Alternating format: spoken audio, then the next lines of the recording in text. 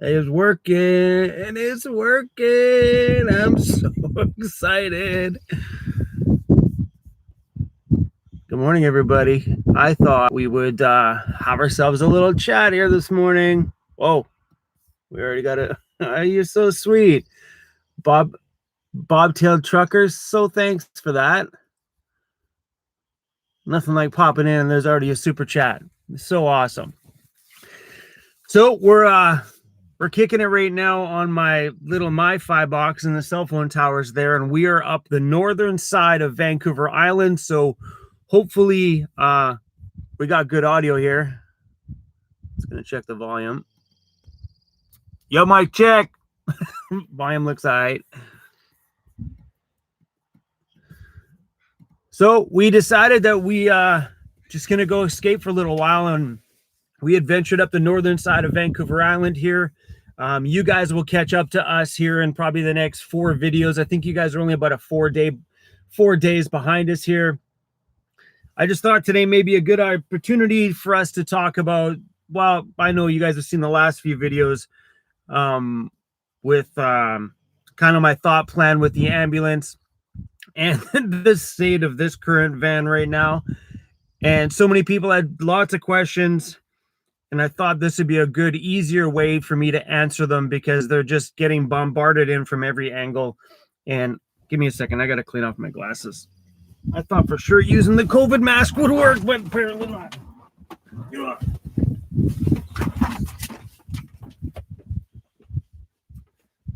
Okay. Whew. Whoa.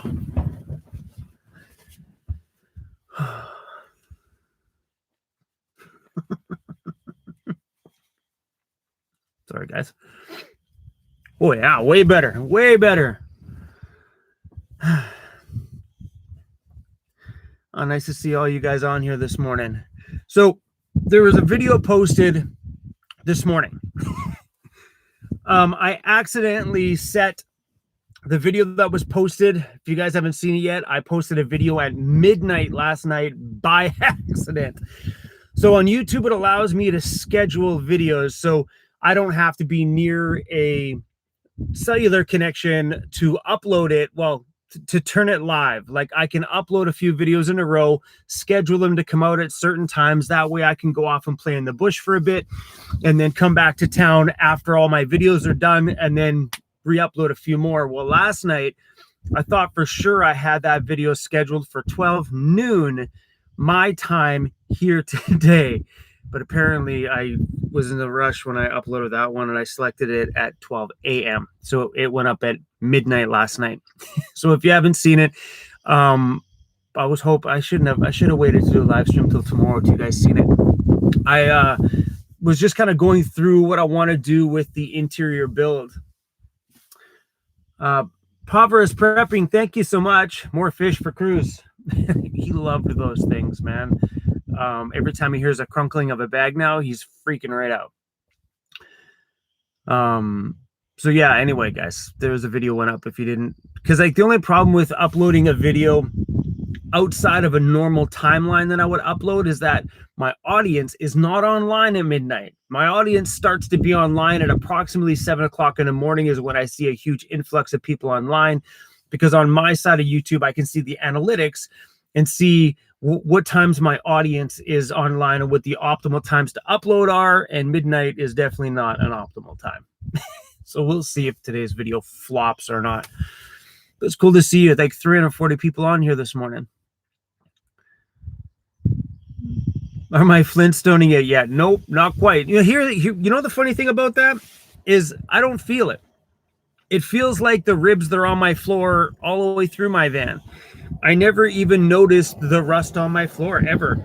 I never felt a rock come up and touch it. I never ever had water come in. There was never ever anything going on down there that made me think, well, I should take a look. Nothing. And for the average person, which would be me, that's not something that's highly visible underneath. You look around and there's a huge, so right where my floor is underneath this is where my feet are right now. underneath that is another sheet underneath there that blocks all of it. So like there's like the muffler thing goes through there. So you can't even see any of the floor below my thing here.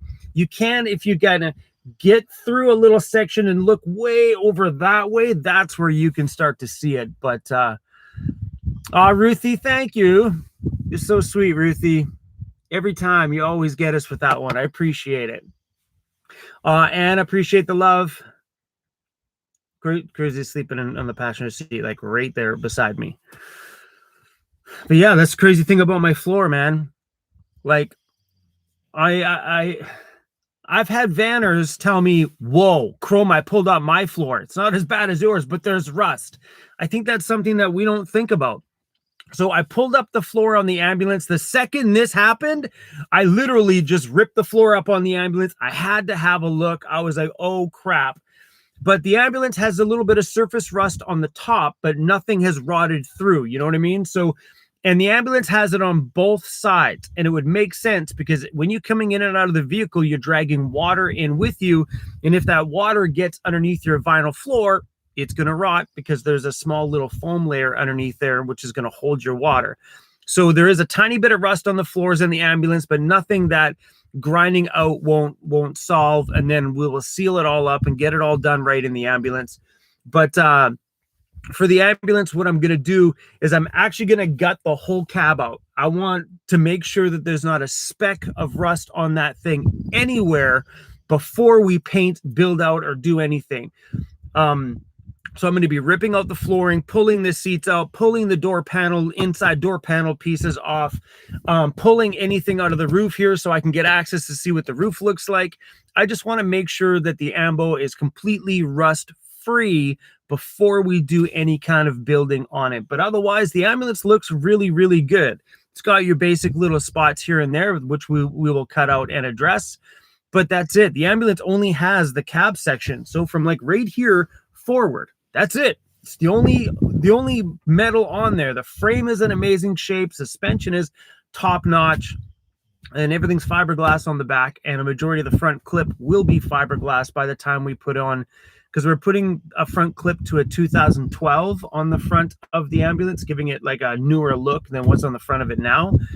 And I'm gonna probably buy the Weltec Designs front clip conversion, which is all fiberglass. The whole front end will be fiberglass. I'll never have to worry about any rust at all on that thing. So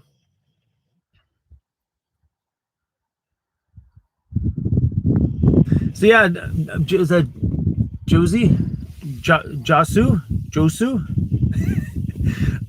So yeah, it was funny because I went into the comments on that video with the floor, and it's funny to see everybody speak from both sides of the spectrum. Half the people say throw it out, half the people say don't fret, and then the other little speck in there are like me, shocked, like, oh, that's literally our thought. What the so yeah, and there was a ton of people on there that told me to throw this van out, that it's time for me to get out of this van. And I don't see it that way. My van, besides my bed's not made, my van is beautifully converted, drives like a champ. So far has zero mechanical problems. This van owes me nothing. Nothing. I have got my money's worth out of this van and way more. This van has gotten me all this content on YouTube and given me the life I have. So to throw out something over a little bit of rust, that would be like throwing out a girlfriend if she gains weight. You know what I'm saying? Or she gets a scratch on her arm. You know what I'm saying? You just wait. It heals up. It's all good. I don't know how to analyze that, but my van is a human being to me, and I'm not about to toss it out because I love it. I'm not to toss it out because it's starting to get some imperfections. Why would you do that? Why? Why would you throw out something that has a little bit of imperfections? My floor is rotted through. It's fixable. Otherwise, if it wasn't fixable, there would be no such thing as hot rods at car shows that you go to. If you've ever been to a car show, half those things there have had fully rotted panels on the side, fully rotted floors. They've been given a whole new life. So there's no reason why I can't give my van a whole new life. Bobtail Trucker, thank you for that. Just dropping a little love. Stay weird. Really appreciate that, man. I love your little avatar. Is that what's called avatar? The little picture. That's super awesome. Dana Two Ponies, appreciate that. Love the sticker. That's a cute one. I haven't seen that one yet. But you know what I mean? Like I have a little bit of cosmetic rust on the outside, which I could just let rot if I wanted to, but I want to keep it looking semi-pretty. And the rot on my floor shocked me. But like Sander, my body guy, said, it's not that bad, Chrome. No big deal. We'll cut out a new pan and drop it in there. And I've had some body guys message me on YouTube saying the same thing, saying it was disgusting.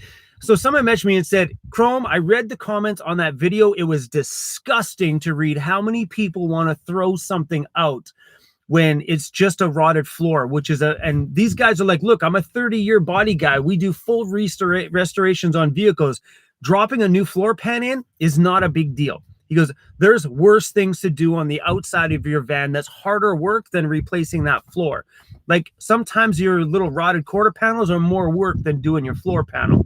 So, and it's funny though, because you get two sides of the spectrum. You get those on YouTube that think they're experts in the comments, just blah, blah, blahing. And then you get the guys who are veteran, actual in that line of work that say the truth. You know what I mean? So I don't really go in the comments a ton, but I did the other day because I was curious what people were saying, because I knew they were going to dump down on me for not seeing that, or dump down on anybody who's ever been under my van that did not see that.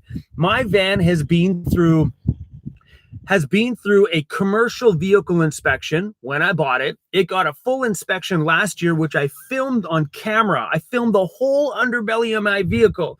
I didn't catch it. They didn't catch it. You didn't catch it, because YouTube is usually pretty good for pausing videos and nitpicking things apart just so they can yell at me. But it's been through a lot. You know, it's been through mechanic shops. It's been through brake jobs. Nobody's seen anything. And I stop quite often on my travels, not like every month, but usually every 6 months on my travels, I'll pull in somewhere and say, hey guys, can you give the van a little bit of a once over, check brakes, check everything. I just want to make sure it's good. Never, ever has anybody seen that floor rust, because it's hidden underneath those panels. You kind of can't see the floor unless you're actually specifically looking for it. You'd have to pull some things apart and get way up in there. It's impossible. So it is what it is.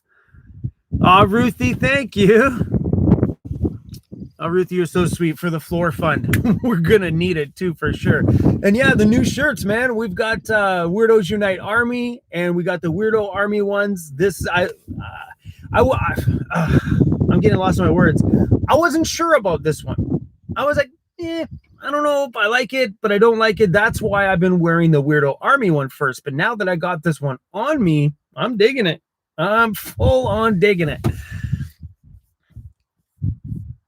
So yeah, we just finished releasing a bunch of new merch on the store, and I'm really excited about it. And as the channel changes and as I change and my journey changes, it's nice to change up, you know what I mean? Like everything else. The reason why this came about is I'm thinking about the ambulance. Like imagine this, boom, on the side of the ambulance, the Weirdo Army, the Weirdos Unite Army. That, you know, I'm just thinking about branding in the future.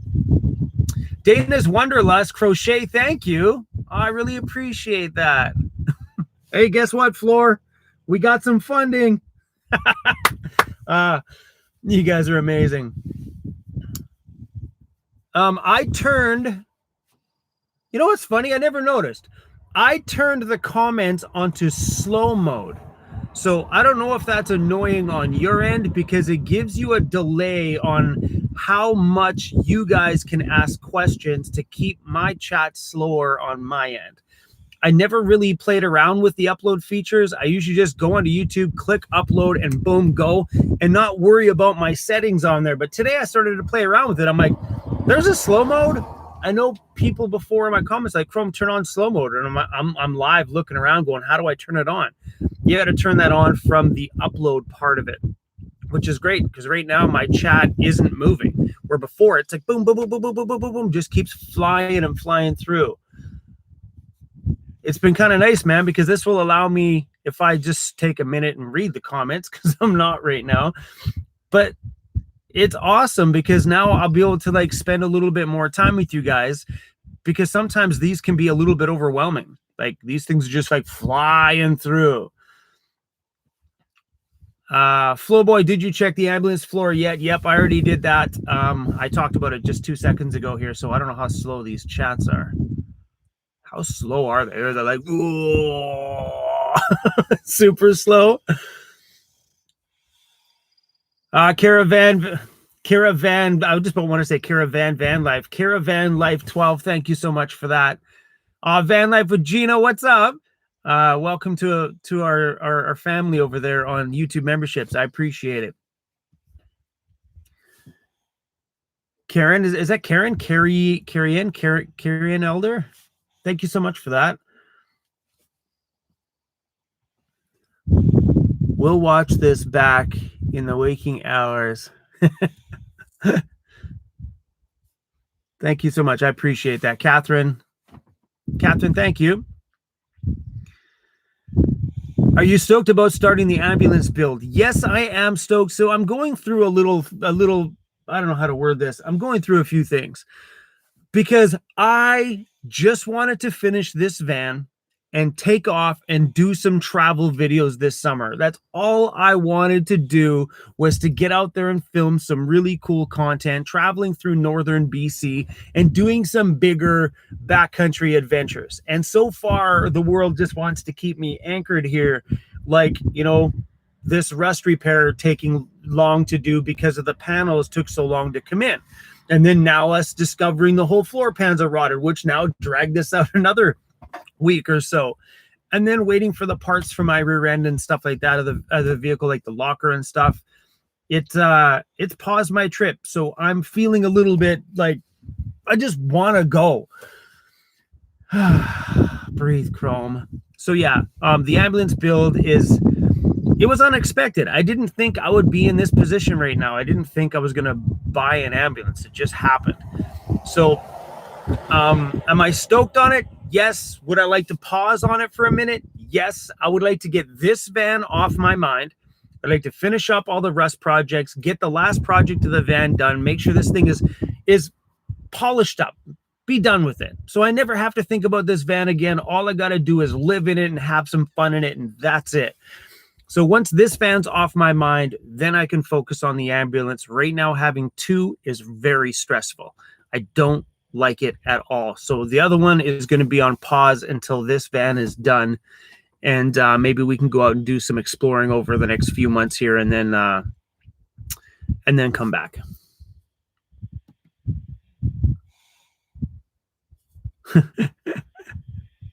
Hold on, I gotta delete somebody. Bye, Joe. By the way, Joe McCowan, don't ask stupid questions, because my moderators will hit you and then I block you. No need to say stupid shit, man. Grow up. Don't grow up. Don't do that. Growing up sucks. I love it when my moderators catch that, though. Thank you for that, Ruthie. Dude, if you come to Ireland someday, you can use my van. How does that sound? So thanks so much for the super chat. That's wicked. How cool is that to know that I got weirdo people in other countries. I love that, man. Catherine, thank you so much for the super chat, or that's called the super sticker, I guess. Appreciate it. This morning I am drinking corner store coffee. It is not good, not at all. You hear that noise? The hole in the top back of this thing is not big enough. It's making a weird. Did I just shotgun my coffee? 100%. So if you guys ever need to get it in it quick, just like shotgun your coffee, man. I've never poked a bigger hole in there. It's a smart idea. You should try it. Brew my own. I can brew my own. I just sometimes don't. It would have been better than that one anyway. I just stopped to get fuel this morning and grab myself a coffee. Yeah, I'm up island. There's no Tim Hortons up here. The last Tim Hortons is about an hour and some that way. Everything on the north side of Vancouver Island gets pretty sparse up here. Like there's not there's a couple of little basic grocery stores, and I think the only branded store you'll see would be like a grocery store brand, or seems to be Subway is a thing around here. I think the other town up the way has a subway as well too. Otherwise, we're way out here, you guys. Winnipeg. I like Winnipeg. So funny, man. My whole life, everybody's like, just drive through there. I don't mind that area out there. Even Saskatchewan too, man. So many people are like, oh, those are the drive-through provinces. I'm like, I don't know, man. Saskatchewan's got some small town, country, dirt road, like towns that look like they're still the same town from like 1914. You know what I mean? I really dig Saskatchewan, man. I found some pretty cool stuff over there. Would I drop a motor and transmission into this van if I had to? You know what? After this rust repair is done, my van will be body-wise top-notch, because anything that's ever happened to my van, I just fix it. Back quarter panels rotted, fixed it. Floor panels rotted, like literally, you think how fast this is. I found out my floor pan was rotted. I talked to my body guy. He right away phoned the auto wrecker that was close to me in town, found a van. I drove. This is all within like an hour. From me finding out, I drove to the wrecker. I bought the floor pan, and then I made the video. They cut out the floor pan.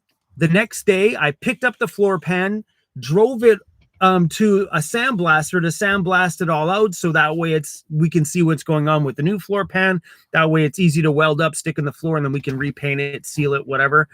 But this, I don't think, like, when I shouldn't say I don't think. I think fast in those moments. Like, those are moments like when something's wrong with my van, we just do it. So within like a day of me finding out the floor is rusty, we bought a new pan. It's getting sandblasted right now, and in the next couple of weeks, it's getting put in. So would I drop a motor and tranny in this thing? If a year down the line, this van still stayed in rock star shape, yeah, probably I would. And if I ever had to, hopefully not. This thing's been top notch. Like, I've had no engine breakdowns. Please don't break down on me today, please. I've had no major problems. So, and if I did, I think I would just put a bigger engine in here, because that's the only complaint I have with this van, is that the engine is the smaller 4.6 liter V8, and it's just lacks the power when you're pulling this kind of weight. Eddie has a work, but he says to say, hey, what's up, Eddie? Chrome, are you going to have a vinyl floor when you redo your floor? Are you talking about on the front here? I'm not putting a new floor in the front of mine. This one will come up. If that's what you're talking about, this vinyl floor will come up, and I'll probably replace the padding underneath, because the padding is soaking wet. But I might just replace the padding underneath and put this floor back down. I did buy a brand new vinyl floor for the ambulance. So because the ambulance had a few things that were bolted to the floor in the front, so it's kind of destroyed that front section. So I did buy a replacement floor for the ambulance. If it's not needed in the ambulance, I'll put it. Sorry, if it's needed in this thing, I'll put it in this one. But I did buy a new floor for the ambulance. Debbie, thank you so much for the super chat. What is your most inspirational moment? That is a really good question, and I don't even know how to answer that one. I don't even know how to answer that one. My most inspirational moment. Wow. I don't know, man. I'll have to think about that one. We'll put a pin in that one, as the annoying people would say. Let's just put a pin in that. I always hated that saying. You know what I mean? Like, you get one of those girlfriends and you're fighting with her, and she's like, whoa, let's put a pin in that so we can fight about it later. No, that's why I'm single. Just put a pin in that. It's a good question, though. Maybe that might make a good video topic. Let me think about that one. Does your body shop guy have a gift certificate we can buy to donate? No, he's actually the guy that's doing the body work is a subscriber of ours. His name is Sander, and he's a retired body guy. So he gave up the body work business a long time ago. Now he's living as a nomad. So that's why we're going to load up all the supplies we need, generator, welder, grinders, and all that stuff. We're going to load it all up and we're going to do this out in the bush because I offered him, I said, hey, do you want me to find a shop? We can rent a shop and do it inside. And Sandra's like, heck no, man, don't take the fun out of this for me. We're going to do this in the bush. I'm, all right. Okay. So yeah, no, he's not a shop or anything that we can buy a gift certificate for, but thank you for offering though. I really appreciate it. Thanks, Lee Curry. Appreciate the love.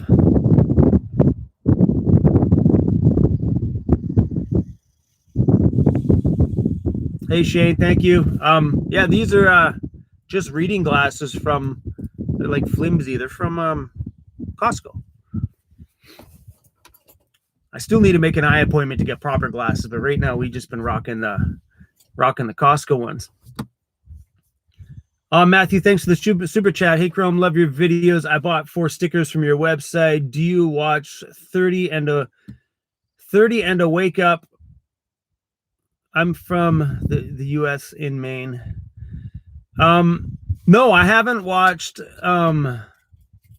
30 and a Wake Up. I know who that is. I believe I got an email from that person once wanting to do a video together or a podcast, or I don't remember what it was. I do have it in my emails. We got bombarded with stuff, but yeah, no, I've never watched the channel myself. I don't watch a lot of van content. I find with me, if I don't watch other van life channels, then I stay authentic to what I want to say without being influenced by what other people say. Do you know what I mean? Yeah, I think that's just what keeps me real without, because I don't want to watch, I don't know, throw this out there, like Trent and Allie, and then they make a video about something and it's on my mind, and then I make a video about the same topic and not even think about it. I'm like, man, what did I just do? So I don't do it. It keeps me, I don't know, it keeps my mind running on its own, I guess.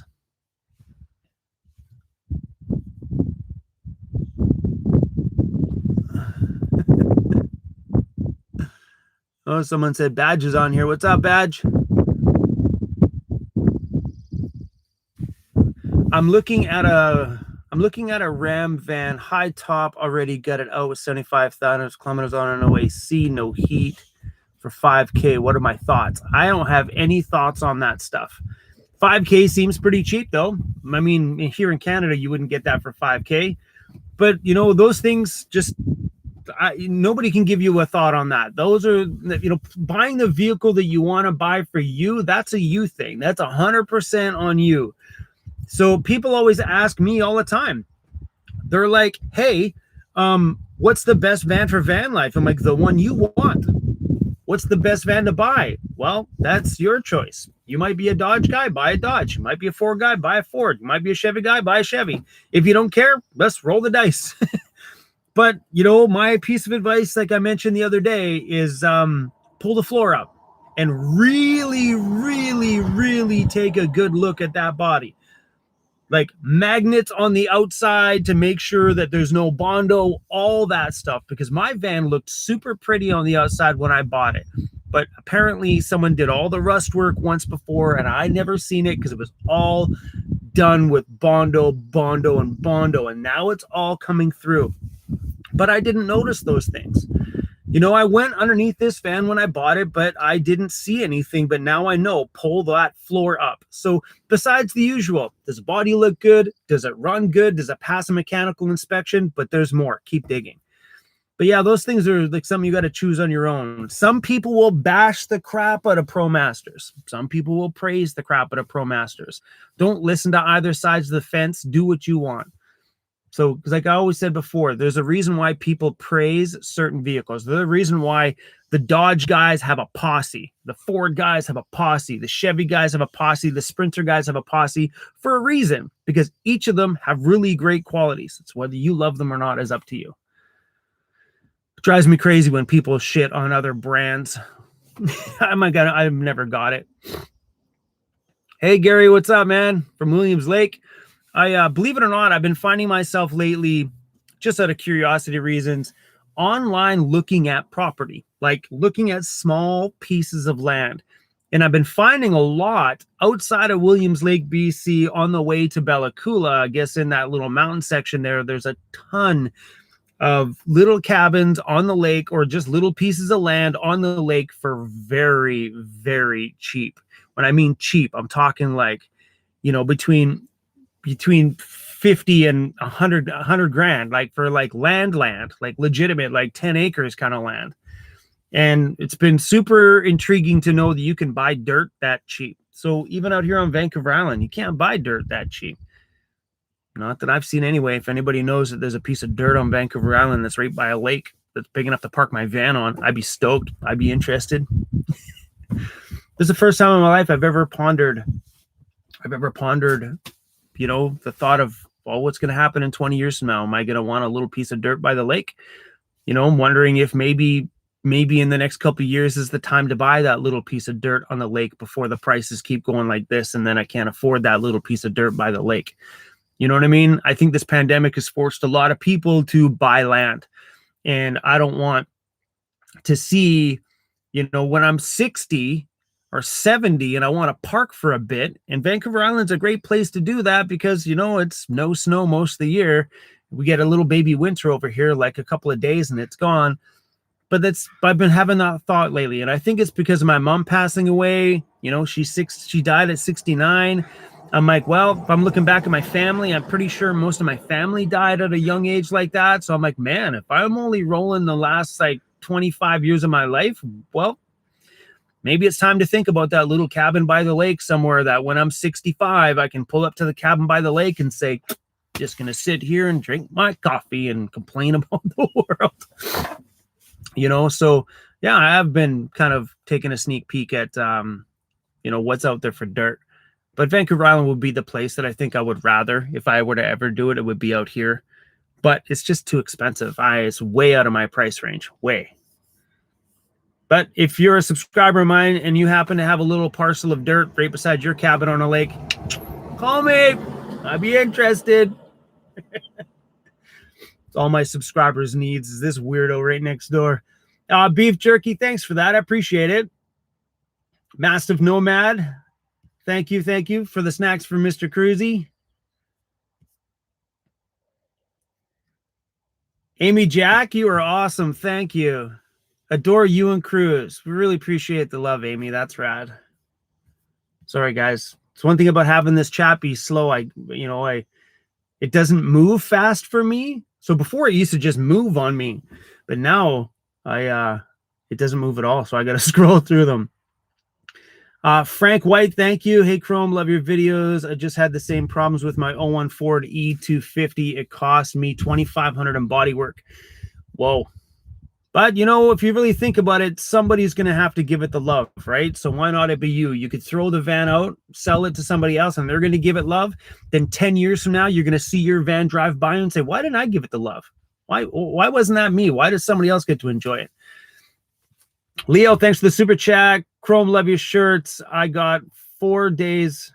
Oh, love the shirts I got 4 days ago. Super awesome. Thanks for supporting us. I always love it when people buy my merch, and I love it when I'm running around and I see my merch. That is totally fun. It's happened a few times with me around. Tracy, thank you. Your floor will be okay. We love you. Appreciate that. Wisco, man, I'm missing super chats like crazy. Wisco Mario, adult soda cash. I really love the way you put that for when the floor is getting fixed. I appreciate that, man. I know there's going to need to be many a beers during that time for sure. All right, I think I got all this. Sorry, guys. I always make sure I address the super chats because it's kind of a jerk move if I don't. All right, so I'm finally at the bottom of the chats here. Let's catch up.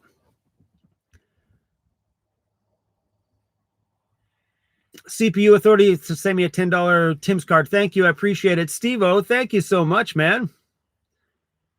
I love the sticker with a cash sign. That's awesome. I appreciate that, you guys.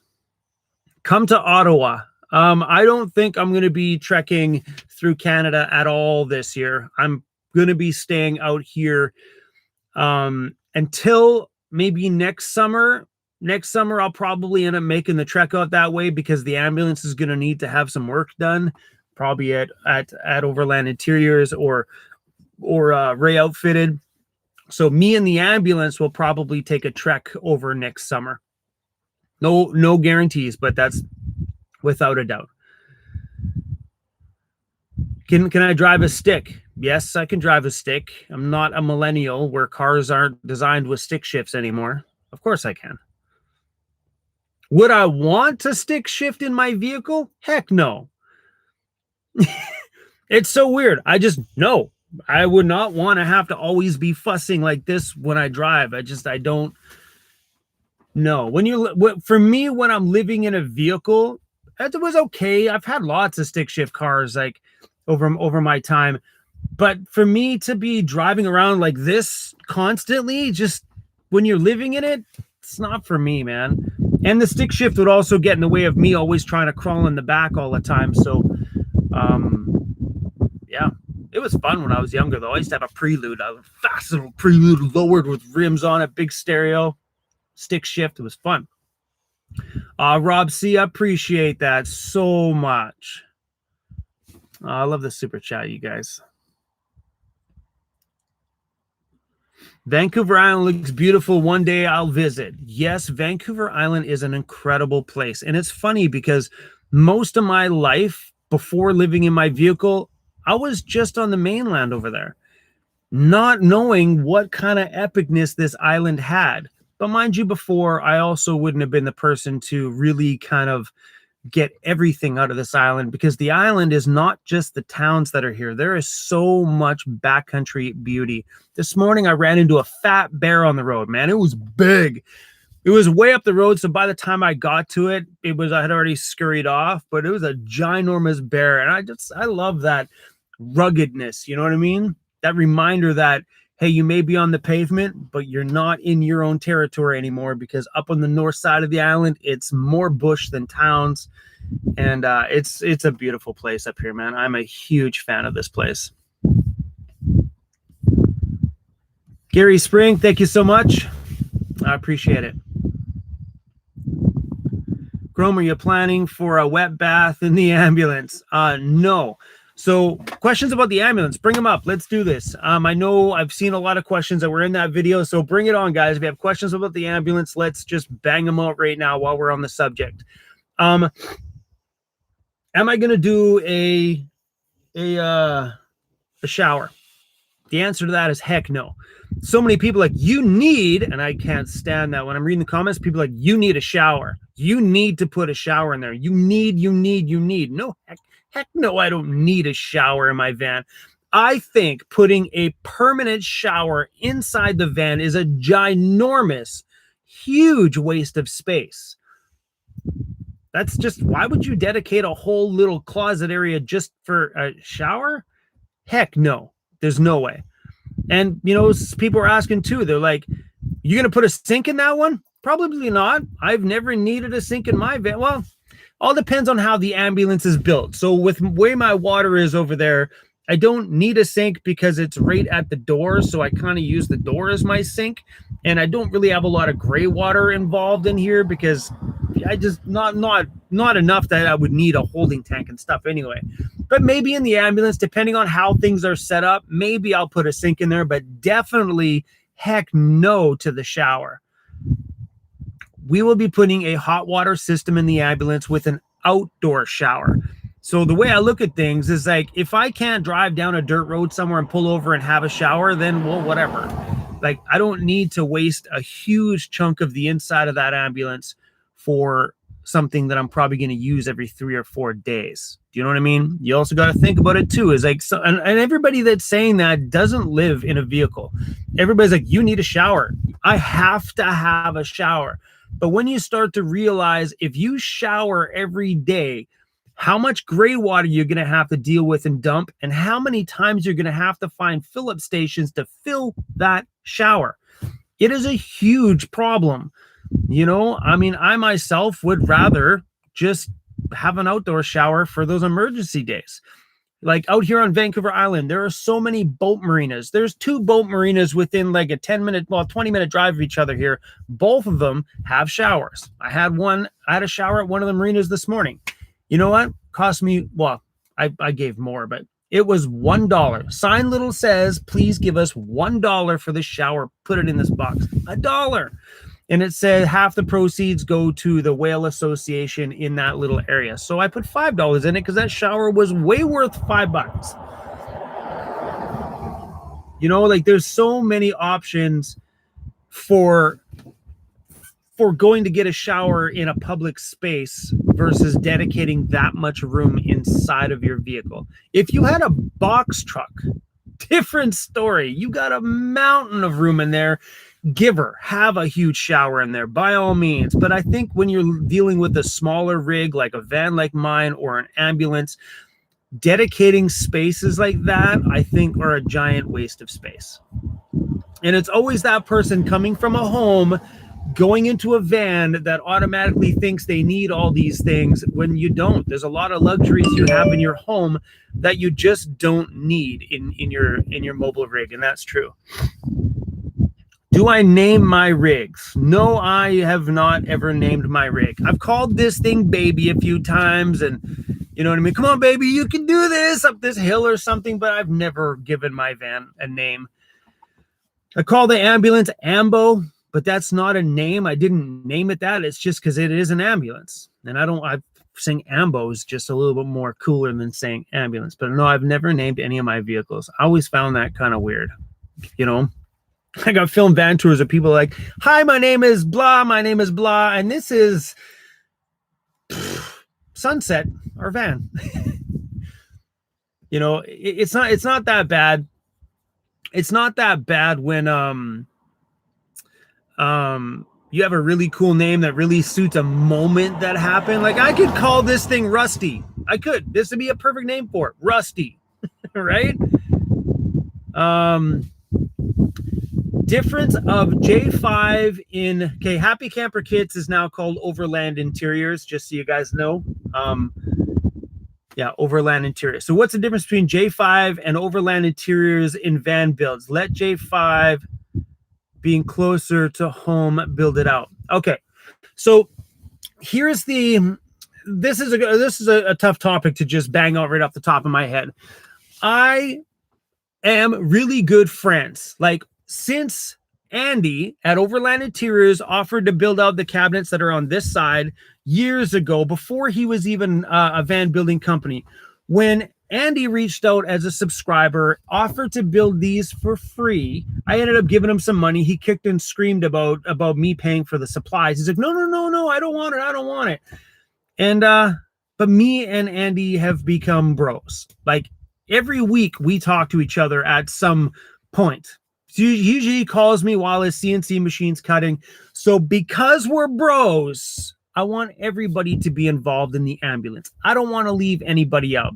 So it's at J5 right now, and he's got a ton of work to do on that thing before it even gets to a point where I start thinking about building it out or anything like that. So I don't know what I'm doing with this van build yet. I don't know who's going to get what part of it, what stage of it, or how it's going to go. So J5 will be involved. Probably Ray Outfitted will be involved, and Overland Interiors will be involved. That's kind of my crew. You know what I mean? That's the crew that made this van the epic van that it is today. A combination of everybody. So I would like to do that with them as well too. And if you're thinking about, it's like, hey, why don't you just do it at J5 because you're closer? But the thing is doing that partway cross Canada road trip with the ambulance is great content and also more time for me to spend inside of it to see what I want to do. So who's going to build my van out? I don't know. Probably all three. So far, that's my thought. I'm not even sure. Guys, building that, the interior build is still a long way away. We're going to have to get all the exterior stuff done first, and then we can start planning out the inside, but that's going to be a while away. But the difference is, so if you want to compare differences, so the two cabinet makers, which would be J5 Custom Vans and Overland Interiors, the difference is Andy, whatever side's whatever.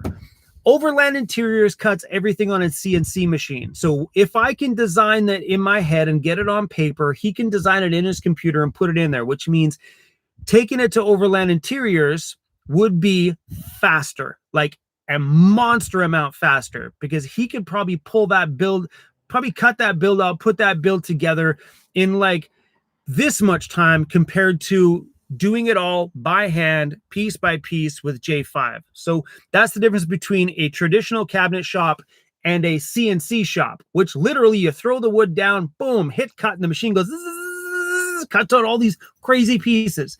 So the difference is time as well, too. So we'll see. We'll see. Undecided. All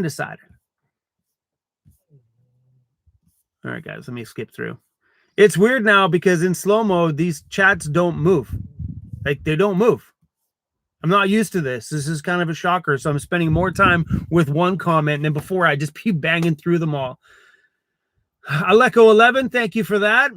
JP on the road, appreciate the love.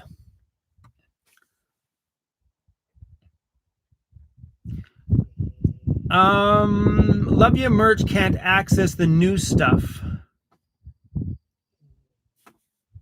So yeah, I don't know what's on my store or not. These are all new, but everything's on vancityvanlife.ca. You should be able to go. I don't want to screw the stream up, but my merchandise is on Teespring, or on Spring, what it's called now. So if you probably just Google Vancity Van Life Teespring, and you should be able to find the link to my full-blown store on Teespring. So I don't know what we've gotten put on our website and stuff yet. That stuff all takes time. But if any of my moderators know how to find my Teespring store, the actual store, and drop the link, that would be super rad. Janik the Bear, love the ambulance. I know, me too. What's my view outside? Not very fancy. There's my view. It's a field. Oh, sorry, guys, being so shaky. Yeah, that's it. I'm just literally, guys, parked on the side of a road. Mr. Cruzy's back there sleeping on the floor. Hey, Cruzy, you sleeping back there with a couple corns of cob and some watermelon? Hey, you made a mess of my carpet, bud.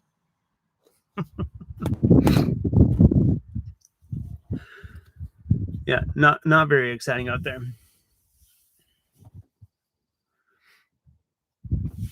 Sorry, what's that? I studied CNC in high school. Yeah, that CNC machine is a pretty rad thing. When I first met Andy at Overland Interiors and he was explaining to me the CNC machine, I didn't understand it. I'm like, what do you mean? He's like, literally, I design it in the computer. So if you can like get a drawing, that machine will cut anything you could dream of. So that's where like I really need to think about what I want to do to the ambulance. So I'm probably going to spend some time here closer to when the build stuff, when this van is finished, my rust is done and my rear locker and stuff is in and everything's done on this van, hopefully in the next month. Then I'm going to start thinking about the ambulance actively, which means probably a lot of time on Pinterest and kind of seeing some design ideas. I want to do something different in there, different than this one. This one to me feels like a downtown Vancouver condo, and I love it.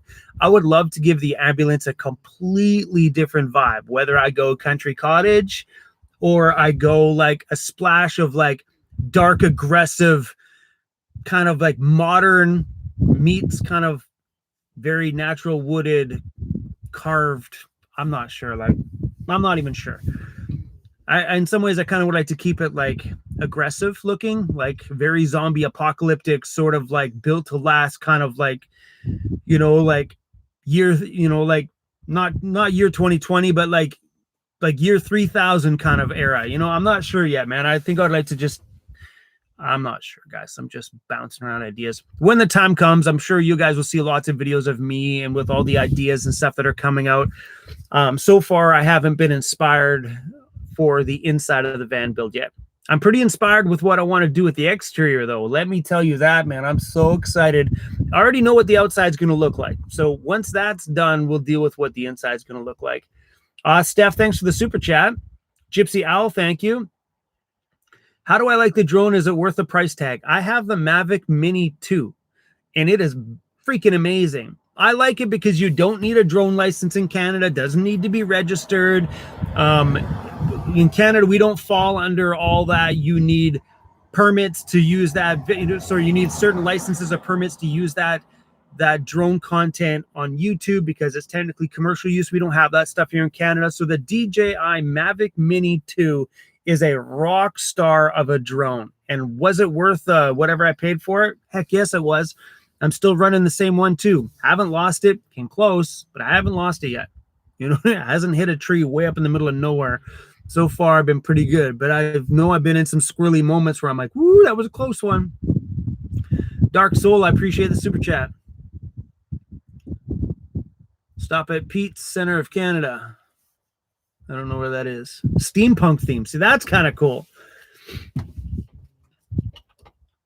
Like, I mean, I could see some elements in there being a little bit steampunk. That would be kind of fun, I think, but I don't know about an entire one. The auto wrecker that I was just at, that I bought the floor pan for the ambulance. Good morning. That I bought the floor pan for the ambulance from. They were all steampunk. Bought the floor pan from Duke Point Auto Wrecking in Nanaimo, and when you walked in, they had a door. It was all like steampunk, crazy, cool things. It was kind of a fun place to be. Murphy bed for the ambulance? No, heck no. I honestly don't want to deal with the process of putting up and putting down a bed like that. Sure, if I had a house and I was using that for just little adventures, yeah, maybe. But because it's my full-time home, I don't want to have to put my bed together and take my bed down every day just to function. I think, for me, that's a poor use of space. But I know lots of people that have done it and loved it, or built little narrow beds on one side. I don't want a narrow bed. I like my bed's 4 feet wide. I like it because me and the dog can sprawl out on that bed back there, and it works just fine. So we will always, and I'm probably going to say this for sure, I will probably always put my bed crossways in any rig that I have. It's just a better use of interior space having a bed that goes crossways in the very back. The second you run a bed lengthwise in your van, you're getting right into your van's living space. And I like to have a space to live. I like having a bit of room in the kitchen, and you know what I mean? So yeah, no, it'll always be a cross in the back. I think that's just the smarter way to do things. Just my opinion. I got the beds that go this way, people that are freaking out at me right now, like, Chrome, your dick. It's all about bed this way. Nope, it's all about bed crossways in the back. Kim Jones, appreciate that. That's a hilarious sticker too. I haven't seen that one yet either. That's hilarious.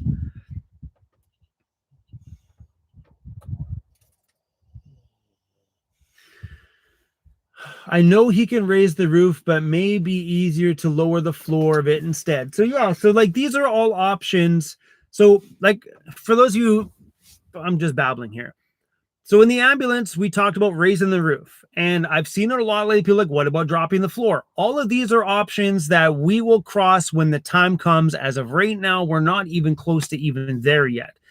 So there is an option to drop the floor down, I'm sure. And if it's possible to do, maybe we'll do that. I am really not too sure what's going ahead with this one as of right now, or we haven't even looked at those options yet. One option I have thought of, though, is to drop one little section of the floor down, put a fake full floor on there, like maybe like a wooden grate, and put a shower pan drop down in my kitchen. So just so you're in by the kitchen sink, and there's a wood slatted floor right below your feet. You pull open the little door, and it's a drain hole. So you could actually sponge bath inside your vehicle if you really wanted to. Instead of doing a big permanent shower wall, you just drop the pan in the floor right in the middle of your van build. So if for some reason Cruz had a really bad day, I can hold them by the floor pan, grab the little sprayer, spray them down, clean them off, dry them off, put the wooden grate back over top of the floor pan so you don't even know it's a shower floor. Bada boom, right? I don't know if I don't know where that bada booms come from lately. I've been saying it a lot. But I mean, like, there's all sorts of options to do.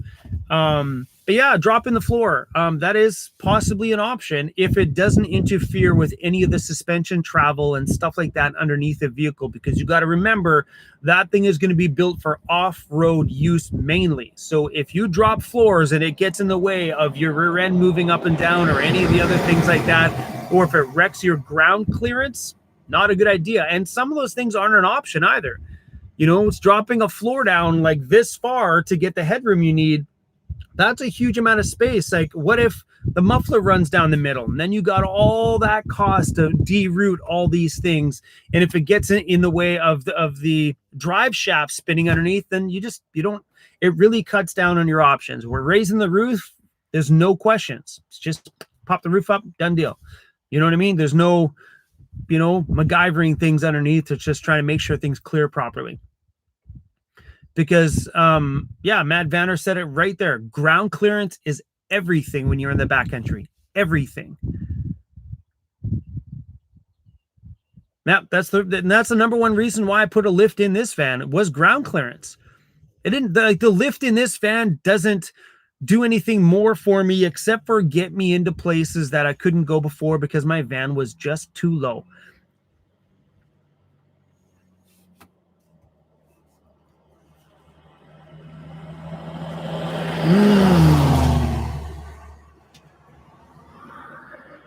Bada Boom is from the Fifth Element movie. I haven't seen that movie.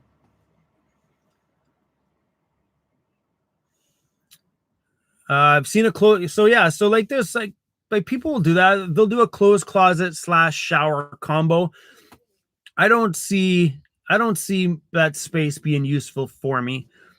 You know, the way I look at that, if you have to remove everything out of something and move it out of the way just to have a shower, why not just get out of your rig, go around, open up the side compartment door, turn on your water taps, shower outside, because I'm in nature all the time anyway, put the hose and stuff away, shut the door, done deal.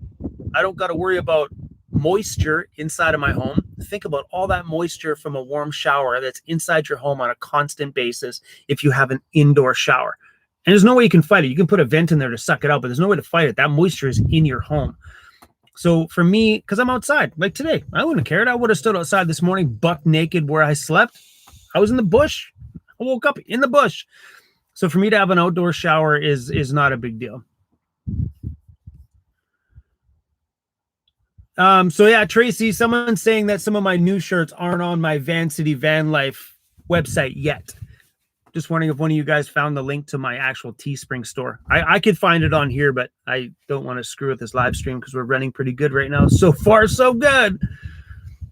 So I've discovered that doing live streams from my laptop is key. Stop doing them on your cell phone, Chrome, because your cell phone drops them out all the time.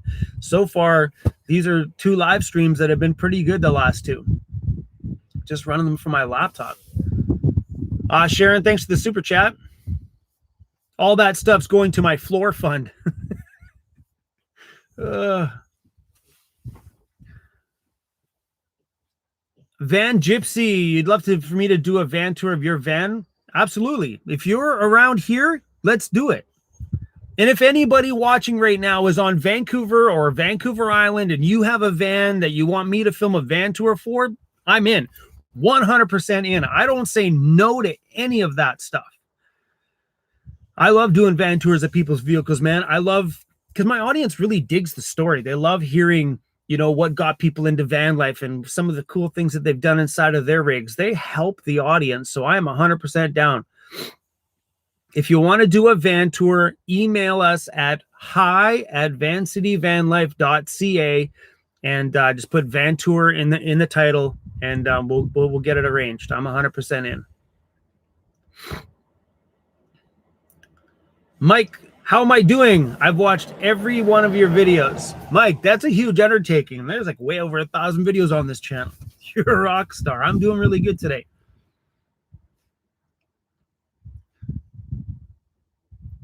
Yes, people like the van tours though. It's true. Like someone just said that they really like them. People like the van tours. Hold on a second here.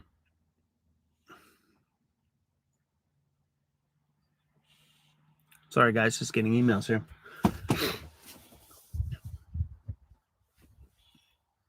Kim, did I get your Tim Hortons gift card? Yes, I absolutely did. The only thing about when people buy me Tim's cards and stuff like that online is they don't give me the chance to reply a thank you. I wish they would do that in the email, saying, please send them back a thank you. They don't give you that option. But thank you for that. I did get it. How many kilometers on the ambulance? We already put that in the video. 1 million kilometers. Yeah, I made a whole video on... has that video come out yet? I don't know if that video's come out yet. XI, thanks for the super chat. That's pretty awesome. Yeah, Robin Jan, absolutely. If we ever cross paths again, or if I'm ever out passing your way, by all means. Always 100% down to do a van tour. Where's Mr. Cruzy Bear? Mr. Cruzy is passed out right there doing what he does best, getting his beauty sleep. That's why he's better looking than me. He sleeps more.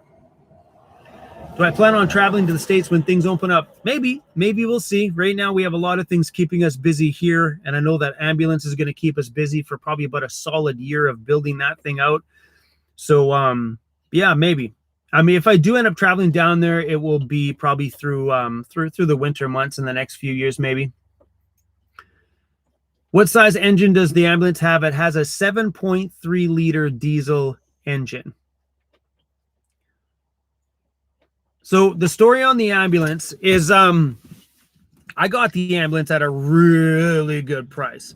So the 4x4 conversion that's on the ambulance is only a year and a half old. And that's a minimum $15,000 here in Canada to get a 4x4 conversion.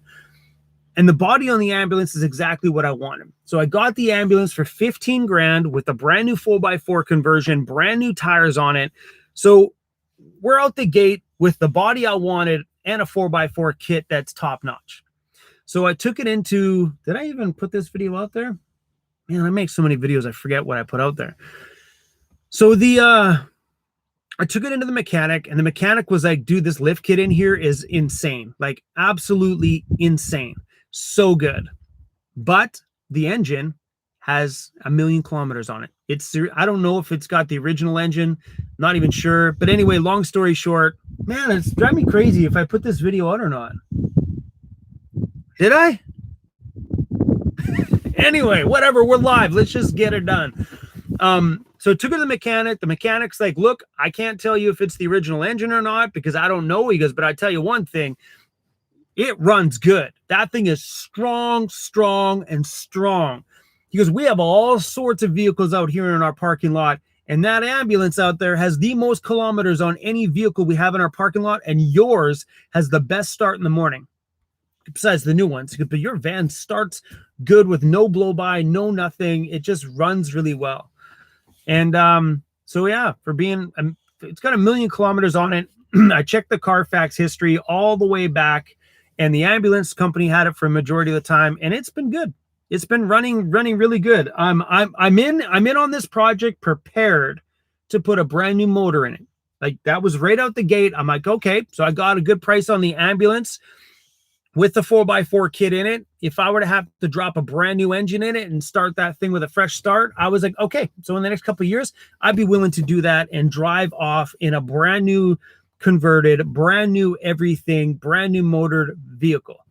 So the only thing the mechanic gave a little bit of kick in the you-know-whats to, when I picked it up, he told me, he's like, Chrome, this thing runs really good. He goes, you have a few leaks that we need to address.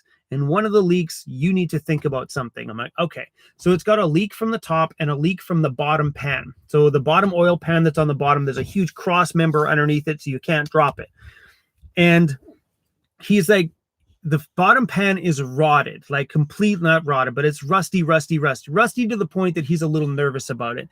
So he's like, if you're just going to drive around the island and stay local, I'd say leave that bottom rusty pan until it becomes a problem. But if you plan on doing larger, big trips, you need to get that pan fixed. I'm like, well, why don't we just fix it now? He is like, we have to remove the engine out of the ambulance to be able to fix that leak. And he goes, we're talking thousands, because we have to pull the whole front clip off the front of the ambulance, pull the entire engine out of it to fix that bottom seal. He goes, we'll fix the top seals at the same time. I'm like, okay. We'll cross that road when I'm ready to, because right now it drives great. It gets around, leaks a little bit of oil, no big deal. It's not going to hurt anything. So I got the ambulance back, no problem. But he said, I need to think about this. When I pull the engine out of the ambulance to fix that bottom seal, might be a good time to take a look and see what's inside it. Think about that. You have an engine that possibly, probably not, but possibly could be the 1,000,000-kilometer engine. Or it could have been replaced 250 kilometers ago. I don't know. I'm still doing some research on that Carfax. I'm going to continue to call all the places that the ambulance got serviced at and try to see if anybody can give me a bit more of a history, because some of the Carfax history just says serviced. It doesn't say what they did, just says serviced. You know what I mean? Some places don't go the route to fully type it all in there. They just mark it as it was there. So I'm going to hopefully find some more history on the motor that's in there. But at the end of the day, if I have to put a brand new motor in it, then, well, we'll cross that bridge when we get there. Or if we have to rebuild that one because it's out and put it back in, we'll cross that bridge when we get there. But as of right now, it's good. Oh, Trip, thank you. Trip, that was amazing. Thank you so much for that, Trip. That stuff just warms my heart every time. I appreciate it. A little puppy coming. You guys see a little puppy, just a little crawling walking by? So yeah, you got that right, Tracy. Holy shit. Thank you, Trip. You've said that right, Tracy. Trip, thank you. I appreciate it, man. Under the radar, thank you. Did all the Grey's Anatomy influence your decision to purchase the ambulance? No.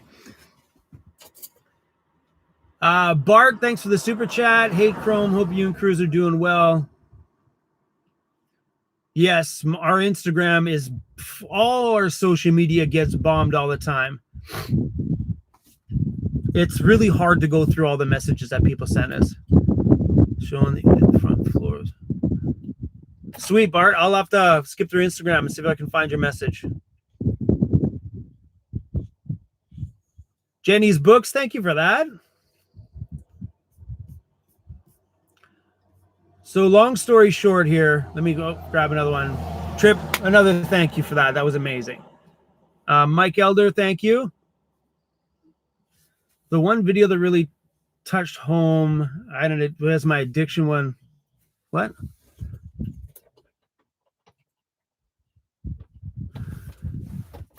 I did an addiction video years ago. If that's the video that you're talking about, I did one years and years ago. I appreciate that, though. Blackie, thanks so much for the super chat. Hello from Singapore. Holy whoa. Super wicked. Love having you on the stream, man. That's awesome. I like seeing people from all around the world. That's pretty cool. So on the note of the ambulance, so when I bought into it, I seen that the kilometers on the dashboard had rolled over to 1,000,000 kilometers. Right away, I'm like, oh shit, this is not a good idea. Right away. I was like, no. Because that's beyond me. But I got approval from my friends for body stuff, my friends for the 4x4 conversion, and right out the gate, my friend's like, dude, that thing's worth $15K with no engine. Okay, let's do it. And the way they kind of started to explain it, he's like, would you buy that ambulance fully painted, lifted, rims, tires, brand new engine, the whole bit? Would you buy that ambulance ready for a build, fully dialed on the exterior for 45 grand? I'm like, probably. He's like, then why don't you put the money into it and turn it into that $45,000 ambulance waiting for the build? I'm like, good point. So he's like, that engine, even if it's a fail, you know, he goes, you're still way ahead. And that's how I looked into it. So we're going to continue on with everything as it is, because mechanically it's running good minus that leak. And, you know, maybe when the time comes, I might just pull the engine out, fix the seals, pop her back in, and we're going to go. Or we might just pop it open and have a look inside, because in some ways it kind of makes sense to have a look inside. But the problem is as soon as you crack the motor, like the guy said, your few $1,000 re-and-re to fix the seals just turned into a $10,000 build. you know, right out the gate. So you got to think about that for an engine. Do you happen to take a look inside and see what's going on with that 7.3 while it's out? Do you? Or do you just pull it out, fix the seals, pop her back in, and not know what's going on inside? Because he said, as soon as we open it, we'll tell you if it's a 1,000,000-kilometer engine or not. He goes, it could be a brand new one. We don't know. But yeah, those are things I don't want to think about. That's why the ambulance has been a little stressful, because I got things to do on this van first. That's my priority right now, is this one. Getting the rust fixed, getting everything finished off that I wanted to finish off for this year. And then this home's back to being top notch again. I don't really want to put thought into that ambulance yet. How much is a new engine for the ambulance? So if we were to re the seals, we're looking at $2,000 to $3,000 to pull that engine out and redo the seals on it, pop her back in, not looking inside. If we pull the engine apart and start doing all the inner, he's talking about rings and all these other shit, I think it was like a rebuild. We're talking $10,000 to rebuild that 7.3 and pop it back in. Or for $10,000, you can buy a brand new 7.3 liter diesel direct from Ford for the same price, with a 2-year unlimited kilometer warranty, meaning that you drive that thing into any Ford dealership anywhere, and it's got a 2-year unlimited kilometer warranty right from Ford for the same $10,000. Good morning, you guys. For the same 10 grand. So I don't know if that includes the turbos and stuff on top, but if you look at it, how cool is that? How cool would that ambulance be if 2 years from now, the ambulance is ready to hit the road? And I'm like, well, we've earned a nice little bit of money from those videos building out the ambulance. Why don't we invest it into making this thing start off its journey with a brand new motor? That's possible. Or we just might re it, put it back in, and fingers crossed that we rock star that thing for the years to come. I don't know. These are just thoughts off my mind. Nothing of this is coming into play yet. None of this even matters yet.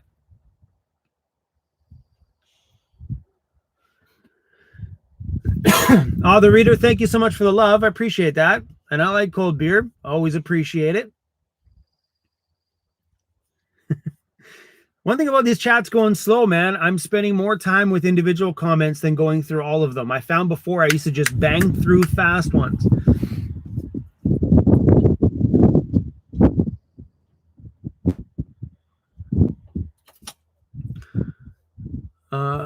I left a message on that van with the floor problem video to cheer you up with the $6 million man theme.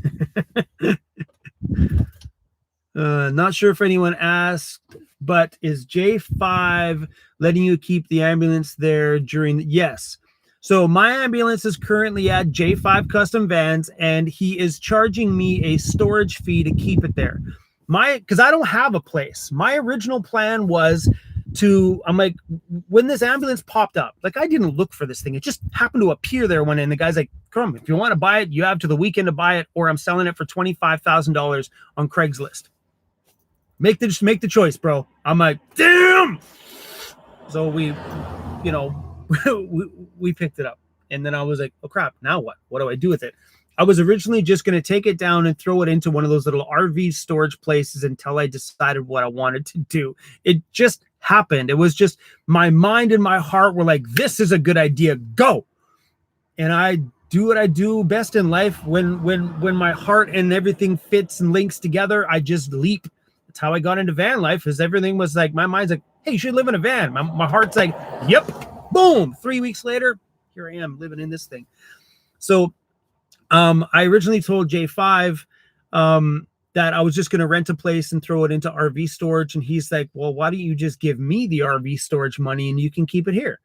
Because ideally he's going to be actively working on it when he's got spare time here and there over the next little while. So yeah, he's just charging me a monthly storage fee to keep the ambulance there. And then sooner or later, hopefully later, he'll get started on the build probably within the next 4 or 5 months. And then, we're just going to start with doing the windows and creating more height space and stuff inside of it. We're going to start with those things first, because they are the biggest things that need to be done. But yeah, it is being stored there. I'm thankful for that. Extremely thankful for J5 for offering me that space, because it makes me feel better knowing that ambulance is there instead of being sitting at a storage place somewhere outside exposed to everybody, you know. Feels good. How do I deal with hot weather living in my van? Roll down the windows. Honestly, I was thinking this last night. It was a bit of a muggy night last night. Warm nights in the van. It's we'll call it, well, forget it. We'll just answer the question. Warm days in the van during the day. You just better to one, find higher elevations, drive to top of mountains because it's cooler up there, or stay in the shade all day long and have a fan inside. Really, ideally, summer is the hardest season to live in a van, because in the summer you're exposed to heat, and depending on where you are in the world, you're exposed to humidity, and cooling a van is not easy. Heating a van, easy. Cooling a van, if you would require an air conditioner, which would require a ton of power. And I know some of my people from Arizona that are living in RVs or go camping are going to say, just buy a big generator, run a big AC unit. That's not a normal thing for someone who's on the move all the time. Doing those big, dragging a big air conditioner with you is not a thing. So what I do in the summertime is I try and travel in areas that are way cooler. So my plan this summer was to drive north where it's cooler in the summer and leave the heat to down here. I don't want to be a part of it. You know, so that's something that you're going to have to think about too, is that summers are incredibly hot inside the van, and you can't avoid it unless you put your van somewhere cooler. You could try your hardest by running all your fans, getting as much breeze on you as you can.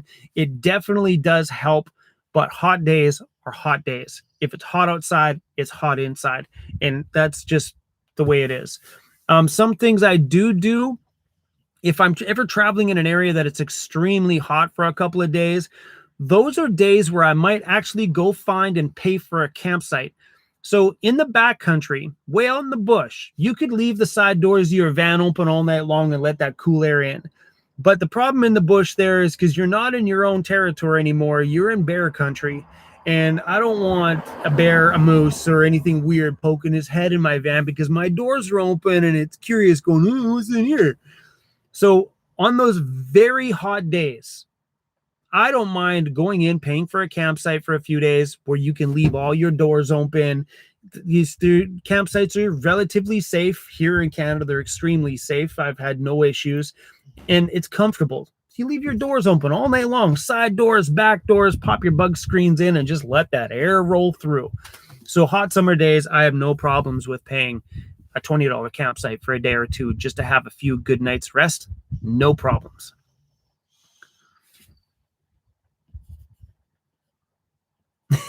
That was probably the best moose impression I've heard. What are you doing in there? That's what I always figured out. Moose would be like, what are you doing? They always got that look on their face. I love it, man. When you drive by a moose and it picks his head up out of the water and the water is just dripping on his face and it's like, what's up, buddy? So cool.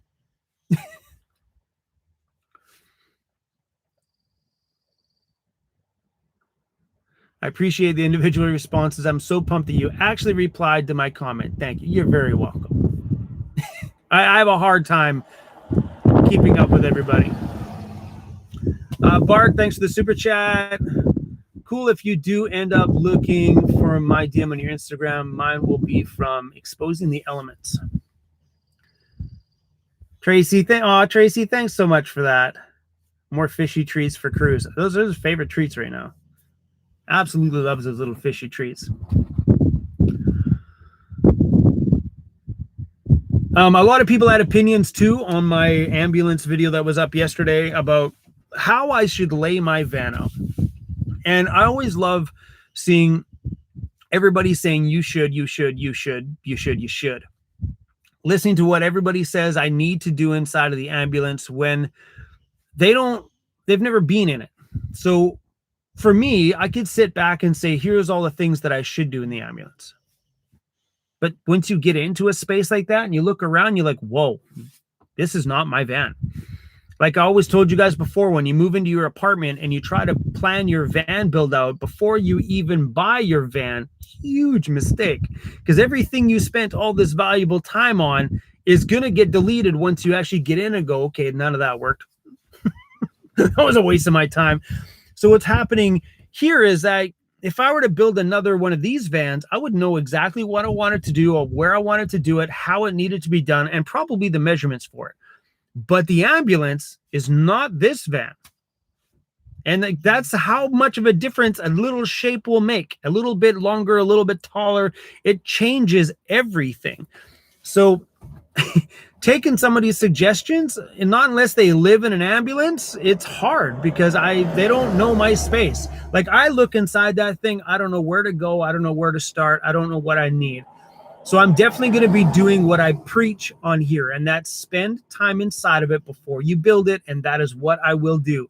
So after the outside's done and we get the tires and the lift and the raised roof and the roof rack and the front bumpers, the back bumpers, the winch, once we get the exterior finished and the interior has the fixed windows, walls, a floor, and maybe some of the other little things done, like putting in the outdoor shower stuff and getting some of those components all laid together, at that point, I will probably throw this mattress in there and take off in my ambulance for a month and see the space and get a feel for it, because, you know, like, you don't know. I don't know. Until you spend time in it, you have no idea what's going on, and that is 100% the truth. How do I like the Weltec lift kit? This thing is super awesome. If I bought the same one, haven't had it installed yet. Wicked. So yeah, Bart, it's amazing. It is a really, really, really good lift. I am thoroughly, thoroughly impressed with it. Yeah, it feels great out there. I bought the entire kit though. So I got the back leaf springs. They call it the performance package. I got the entire thing. It is an amazing kit. I've been drooling over this Weltec kit since I bought it.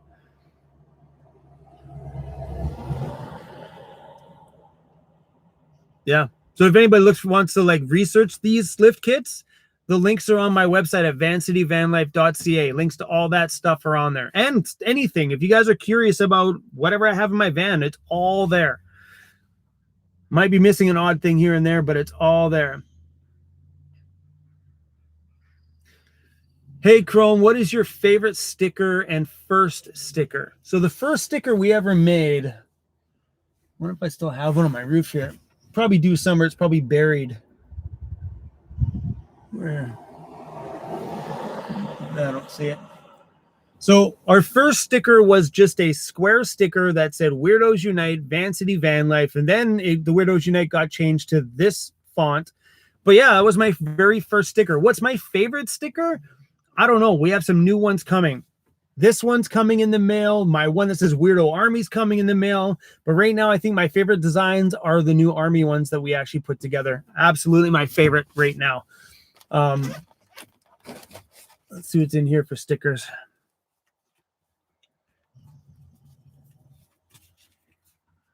Let's see. This is a fun sticker too, this one. Van life, because normal life sucks. And this one's another really one of my favorite ones. I really dig that one. She did a great job on it.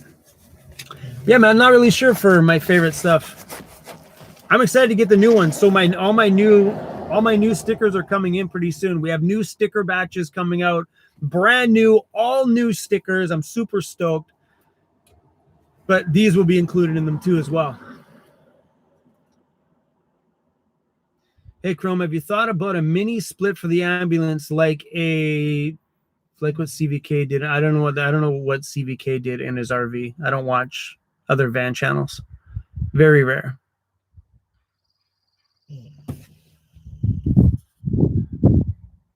All right, hold on.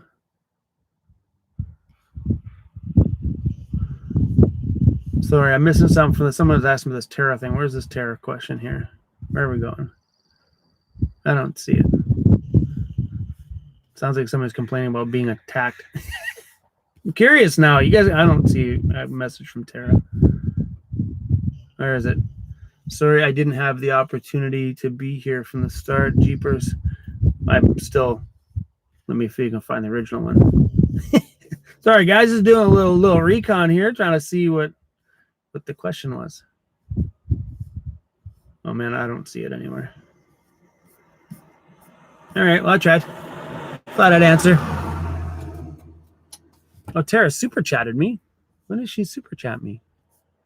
Bird? Oh, there it is right there. Sorry, Tara, I missed that one. Thank you. Have you thought about a Murphy bed? Oh yeah, so yeah, there you go. I did answer that one, did I not? I did. So yeah, or was that, did I answer that one? I don't, did, here I am. So it happens. You do live streams in the morning and your brain's trying to function. So I don't know if you asked that one after or did I answer that one? Anyway, I don't like the Murphy bed idea for me. I don't like the thought about putting a bed down, putting a bed up, putting a bed down, putting a bed up. I've seen some really awesome rigs with that done in it though. I would like to watch me do a Murphy bed in my ambulance now. You watch the layout just fit perfectly for it. After I say, heck no. I like to use my bed as a seat, So, and I think that might come into play for the new one. I'm not really too sure, but we'll see. But I've seen some really cool Murphy bed ideas, which keeps a good long hallway in a really long rig. The Murphy bed is great for keeping an open space in there to live. Yeah, I've seen some cool ones. I just couldn't imagine folding my bed up or down every day. I'm lazy. Okay. I'm lazy.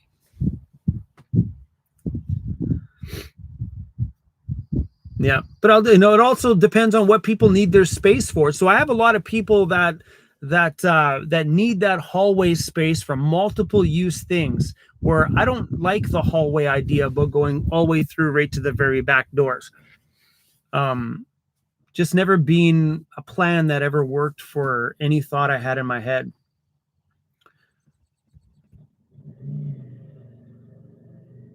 Hey, Chrome, are you going to be getting a kayak or a bicycle for the ambo? Maybe we'll see. If I do the bed crossways high enough, I might have space for a bike for sure.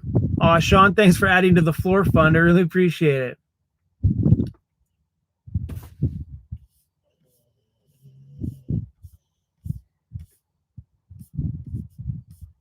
Sorry, guys. Mila, thanks for the super chat.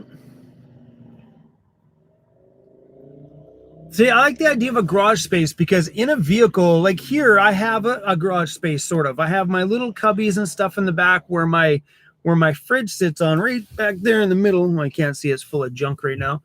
But the garage space in the back is nice to get the things that you just don't need access to in the back. And I think the ambulance is going to have a bigger garage space because I need a place to put all the power that's going back there. I'm hoping to go all out on the power system in that ambulance. So in my van here, I have 200 watts of lithium power. I have a Canadian battery company called CAMPER. They've been really good to me. So I don't know if I'm going to do 2 of them in my ambulance or 4 batteries or 3 batteries. I don't know. I think I would like to really kit that ambulance out so it is really good off grid for longer durations of time, where this one here, if I edit videos, charge up all my batteries and phones and stuff like that on my drone, I only have 2 days of sitting still in the rain before I need to start my vehicle and go. And I'd like to build that ambulance out for like really big off-grid adventures, you know what I mean? Where if I were to be in the snow and rainy, miserable days and we're getting no solar for a week, I'd like to know that my battery system, if I were to ever be in a situation where I had to sit still, that my batteries would still be feeding enough power with no solar. And that comes from not more solar panels, more storage of power. So I think in the ambulance, I might go a little overboard on the battery system. But on the ambulance too, I'm also going to be reaching out to companies that want to get involved with our ambulance build. You know what I mean? So hitting up some of the battery companies are going to be a part of it. Because if I can get away without spending full price on batteries, I'm going to do it. You kidding me? I'd be insane if I didn't. Is Danica, which is my daughter, for those that don't know, is Danica interested in van life? I don't know how to answer that one because a long time ago I asked her, I'm like, would you ever live in a van? She's like, ew, no, no. But now she actually has some friends at her school, and I think this is super awesome, that have been talking about moving into like a small bus. And it's cool when you got kids in school that are talking about living in buses right out the gate. That is so awesome. That person's going to have so much fun in their life, not getting into the world, paying high-priced rent and going into debt, living an alternative lifestyle rate. I love that. So I don't know. Will my daughter end up living in an alternative vehicle? Maybe. You never know. Would I support it? Heck yeah, I'd support it. I'd support anything she wanted to do. But yeah, I think it's cool that kids in high school are already thinking about, I want to live in I think her friend said she wanted to live in a little blue bus or something. That's super awesome. Do I think I'd have outfitted install a movable solar panel? Possibly. I'll probably end up just doing a secured unit on the top without the tippable one, but you never know. I might go the route of doing a tippable solar panel. You never know. We will see. I haven't crossed that bridge yet.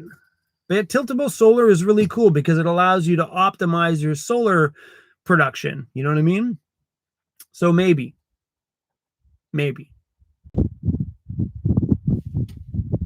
Am I still thinking about going a newer front end on the ambulance? Yes, I'm actually. It's exactly what I'm going to do. Oh, where'd the comment go? It just moved. Hold on. Sorry. Am I still thinking about going with a newer front end on the ambulance? I believe it's the way to go for sure, but definitely blacked out.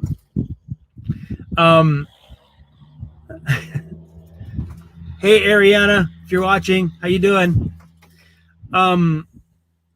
So yeah, I will definitely be doing the newer front clip on the ambulance just to give it a fresher look, you know what I mean? And I just love the look of that front end. And to do the conversion, I could go to the auto wrecker and just buy a front end off of a newer van. And the front end clips, I looked around already, they're going to run you about $750 for the front clip off of a newer one. Or Weltec Designs, the company that did the lift kit in this van. Weltec Designs makes a fiberglass front end clip, which has wider front fenders on it. So because the tires stick out, you wouldn't need to do the bushwhacker fenders that the Weltec Designs fenders, instead of the fender going straight over, the fender actually flares out 2 inches over the tire and then winds down. So kind of, I thought that bubble on the front might look good to match the bubble on the back, but we'll see.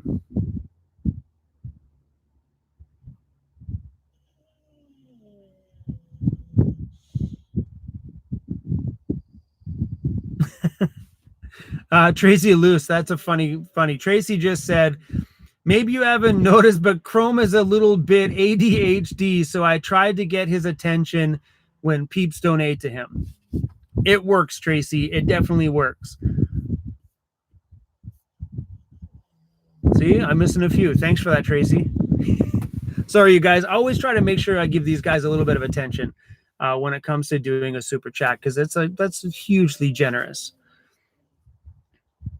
See, even when I said generous, David said, thanks for the super chat too, by the way, David, a little gesture. See, it's a generous gesture, a little gesture of appreciation for entertaining, authentic and enjoyable channel, Chrome. Thank you, man. I really appreciate that. I always try to keep my stuff as real can be. I don't know how to be anybody else but me. So I'm the kind of person that you love me or just go away.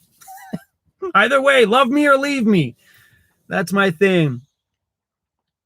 Alberta Hinksman, thank you so much for the super chat. Would you do a fireplace in the ambulance for cold weather adventures? No. That is one thing I have no interest in, is a fireplace. It's a cool idea and it's a cool, for the ambiance of it, it's kind of cool, but for the practicality of it, I guess if I was like in a survival situation, a fireplace is a great idea, but the thought of stalking that thing every 3 hours just to stay warm sounds like a giant pain in the ass. You know what I mean? I know I have people I know that have them, and they bought them as their primary heat source. And then wintertime comes and they're freezing cold at night. So they got to get up and stalk the fire. Forget it. I don't know. So for me, because that seems like a lot of work to me. If it was just a weekend camper or for an overland trip, sure, that's cool. But for everyday van life, living in here 365 days a year, for me to run a fireplace as a primary heat source, it also draws attention to your vehicle. I've known a lot of people that have had problems. I've known friends of mine that have had the cops show up, had the fire department show up to their vehicle on the side of the road because somebody in a house seen smoke. And that's it.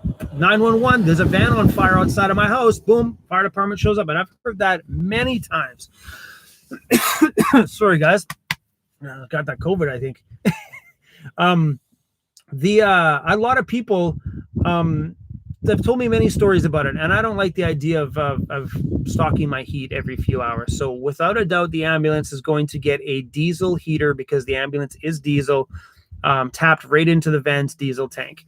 I might put an extended range fuel tank on the ambulance, so to allow me to get a little bit more kilometers out of it, also allowing me to stay off grid longer and have that good winter heat bumping out of my heater.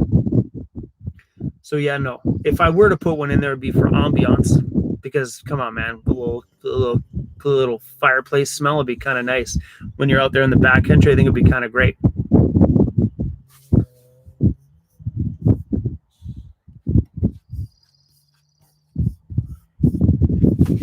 I got something to drink. Check out this water jug. It's 4 liters. Sorry, guys. I got to take a drink here. My mouth's getting dry.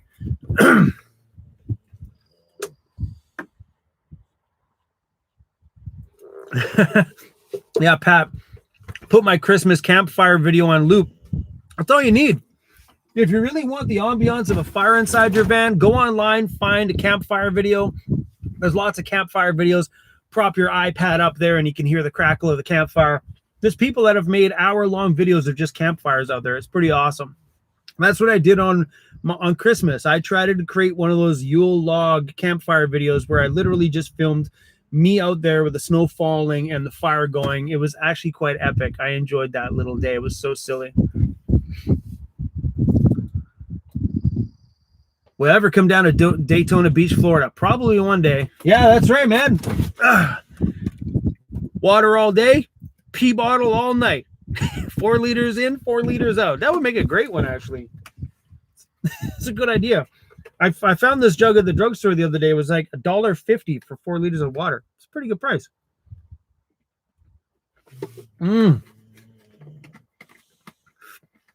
Fireplace smell equals cowboy cologne.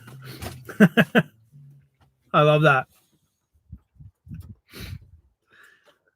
So yeah, if you guys see people with a wrench beside their name, those are just long-term subscribers of mine that are usually in the comment sections.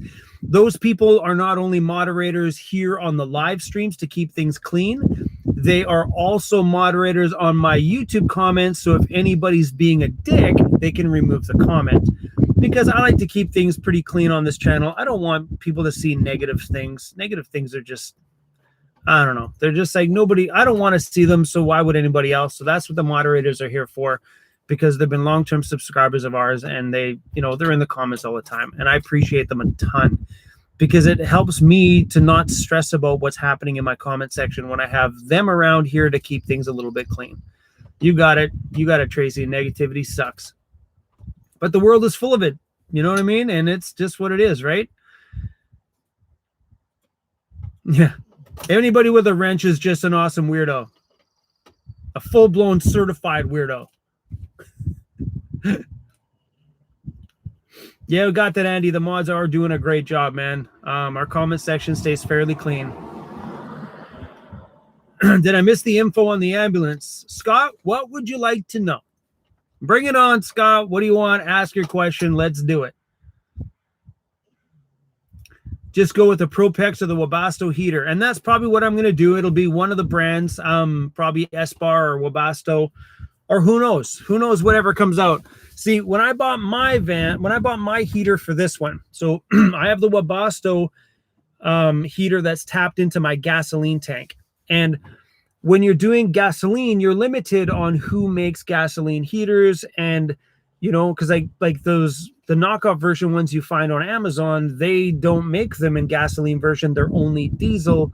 So, you know, I'll probably go with a name brand one because so far I've had no problems with my Webasto. First season in, 0 problems at all.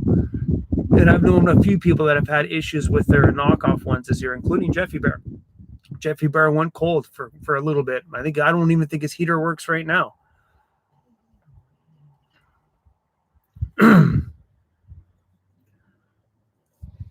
Patty Crane, what software? I'm trying to start a channel and only have So if you're talking about, I must have missed the question. So if you guys are talking about video editing apps, there's lots of really great apps out there. An app that I used once when my computer died, I downloaded, I'm going to draw a blank right now just because I need to think about it. Man, I forget the name of it. It's going to drive me nuts now. I downloaded, I'm just going to go on the App Store and take a look. So I had a laptop die once and I didn't know what to do. So because I've been editing on Adobe Premiere, which is a paid monthly service and it's not cheap. So that's what I did for the first little while. Sorry guys, man, I can't do two things at once. Video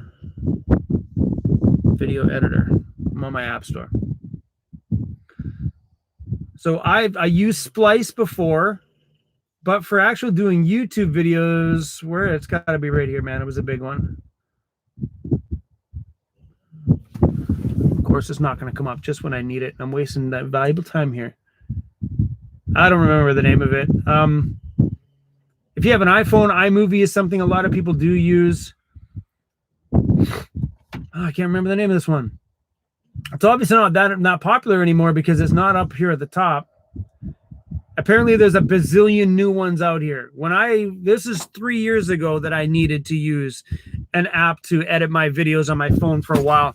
But yeah, just honestly, guys, if you want to find stuff to edit videos with, just find an app, download it. If it doesn't work, peace out, and download one where the workflow feels good for you. And you'll figure that out usually within a few days of using it on if it works or not. Man, it's going to drive me nuts now. I can't remember the name of the one I used. LumaFusion, Luma Fusion, LumaFusion. And I thoroughly enjoyed it. LumaFusion was amazing. I think it was like $25 or $50 to buy the program on my app. LumaFusion was so good. It really kind of honestly felt like the Adobe Premiere workflow. It was very easy for me to go from what I did there and to get into LumaFusion. And I got pretty good at it, actually. I edited on there for about 3 months or 2 months until I could afford to buy another computer. That was back when I started my channel. I was meant to shoot and edit videos. Thank you. That means a lot. Someone uses UCut and Filmora Go. So yeah, there's lots of them out there, you guys. Yeah, LumaFusion, that's correct. I liked it. And I'm not to say that you might waste your $25 on it or whatever and you might hate it. No guarantees. It just kind of seemed to be a flow that worked for me. See, a big thing for me is putting music on it. So, and I'm pretty sure all the other video editing ones will be the same, but with LumaFusion, you take all your music, you throw it onto a like a Dropbox folder, then you can access your music from the app, from your Dropbox folder, so I can still add music to it.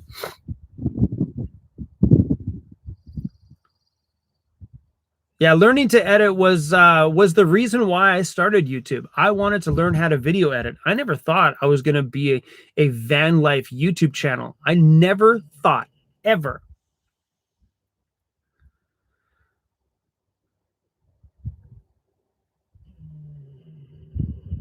Somebody asked a question about an eBay thing here. I missed that one.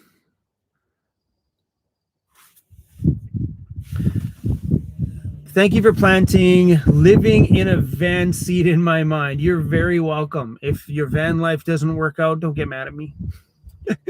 I always worry about that when I'm like, people are like, you inspired me to get into a van. And I'm like, I'm waiting for the person to stop me one day and go, hey, a-hole, you wrecked my life, Chrome. I moved into a van because of you, Chrome. Hasn't happened yet, but one day it's going to happen. I always worry about that. Yeah, Pauline. Oh my God, you're still talking? We've been talking for 1 hour and 43 minutes. I'm still talking. My mouth's getting dry, and that's usually when I know I'm about to tap out, is when I find sometimes if I talk too long, the muscles underneath here get sore. On the side of my tongue gets sore, and my mouth gets dry.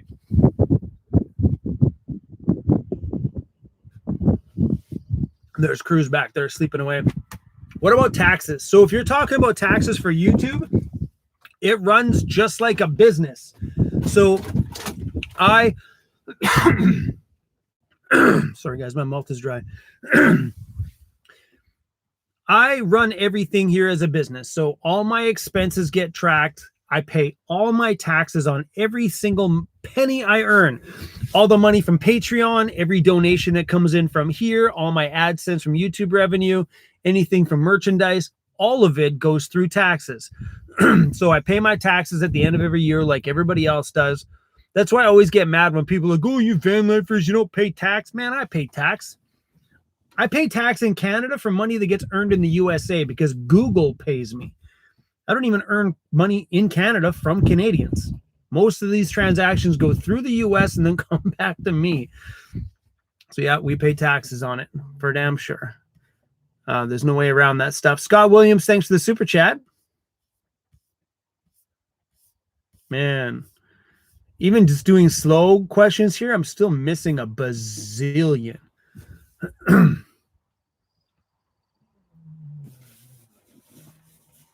Yeah, I just don't pay property tax. And I think that's where people always get this twist, like, you van lifers, blah, blah, blah.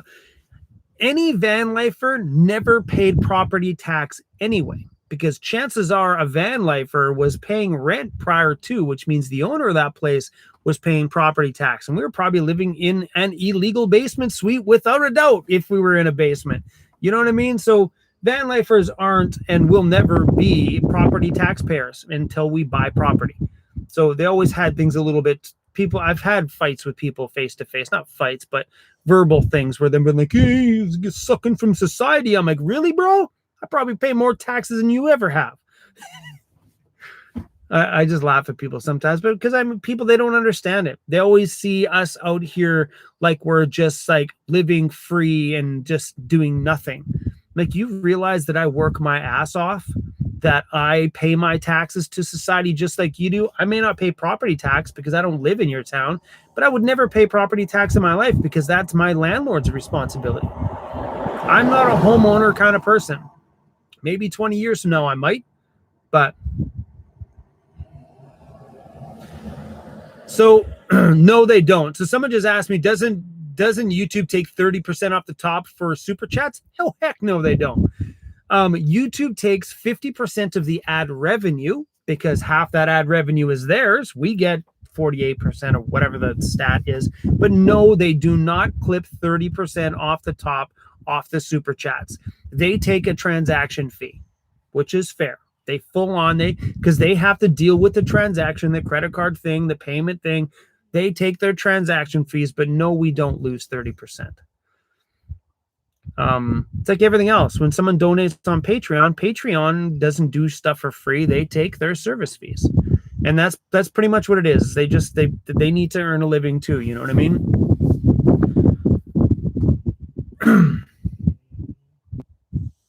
Yeah, it is jealousy. People just can't handle the freedom, and I get that, and I understand that.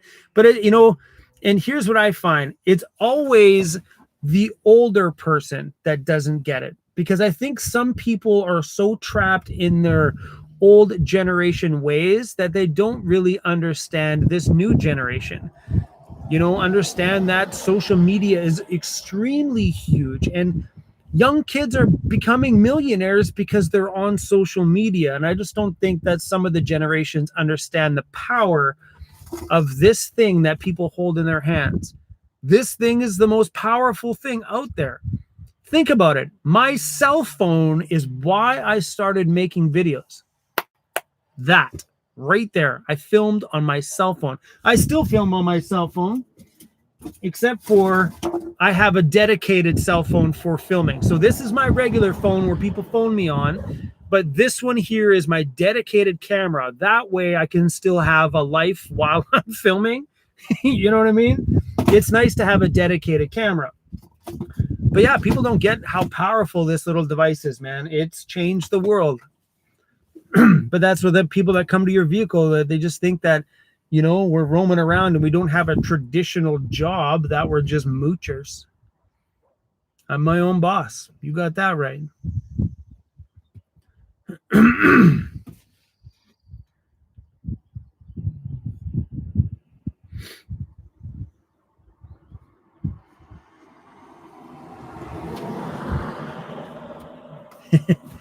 So while we're on the topic of how much money and who takes what money out of what for donations, think of it this way. Here's an easy way to put it. No matter how you send money nowadays, it's going to get taken. They're always going to take a piece for doing the transaction or the fees or whatever the deal is, currency conversions and all that stuff. If just say Trip on here so generously gave us $200 on here today, which is huge, they're always going to take their piece out of it. But if you look at it, that money probably would not have come in to help support what we do if it wasn't for this platform right here. Does that make sense? So, it sucks to lose a little bit sometimes, but it sucks that everybody's got to take their piece. But isn't that what life is? People just take their piece. You earn a little something, someone takes a little something, right? It's just, it sucks, but it's, come on, man. We're all grown-ups here. We all know what that's like. It's part of business. You know what I mean? That's right. YouTube is a free platform, and it is the cost of doing business. And that's how they make money. You know what I mean? Us creators work our butts off to make videos so they could sell ads. That's the easiest way to do it. So yeah, Bill, even if it is 30%, so be it. It is what it is, right, Bill? What are you going to do? Like, I don't stress about those things. You know what I mean? Like, I get it. YouTube needs to make money too. Like, I wouldn't have made any of that money today if it wasn't for them allowing the ability of you guys. Anyway, I don't want to talk about money. I hate, this is not always a very exciting topic on here. Hey, good morning.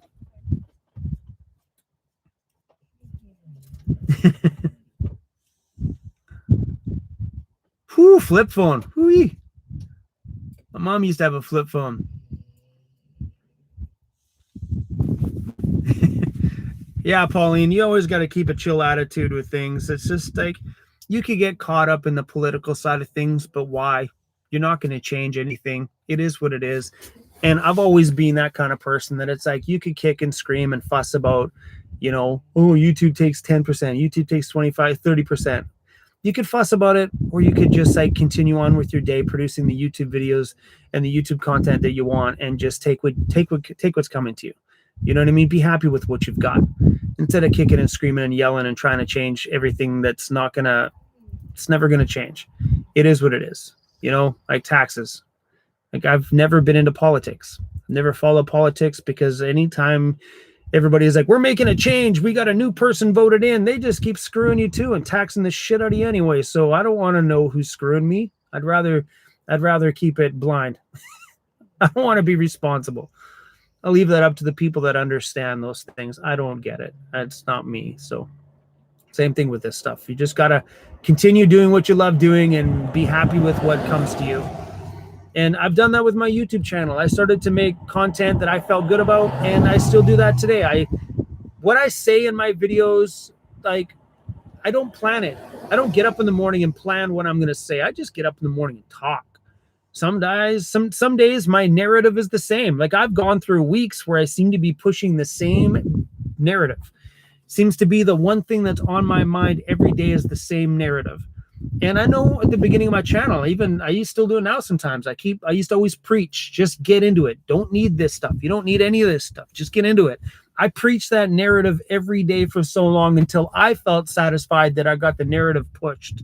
Then my head moved on to another narrative. I speak what's on my mind, and I'm just happy with whatever's happening. I'm happy with the audience that I have. I'm happy that there's 1,000 people watching us right now. I'm just happy with everything, because honestly, do I deserve all the stuff that's happened to me? I don't know. I'm just a guy living in a van, and it amazes me sometimes when I sit back and see 170,000 subscribers, or even 30, 40, 50,000 people show up on my video every time I upload. That's insane for me. So thank you guys. Thank you guys for being here. I really appreciate it. Trip, thank you. Trip, you don't need to Trip, thank you. So nice. Kim Jones, welcome to YouTube memberships. I like it that it notifies me on here. This is great. Lori, thank you for $10 for the floor fund. Hey, floor, it's coming. Super good. Deborah, welcome to YouTube memberships. Ian, thank you very much for that. Love your channel. Watching with my wife in Quebec. Quebec. I love Quebec, man. Quebec's a great place, man. I enjoyed my travels there. Scott, thank you so much for the super chat. Man, I'm missing them like left, right, and center here. What a jerk.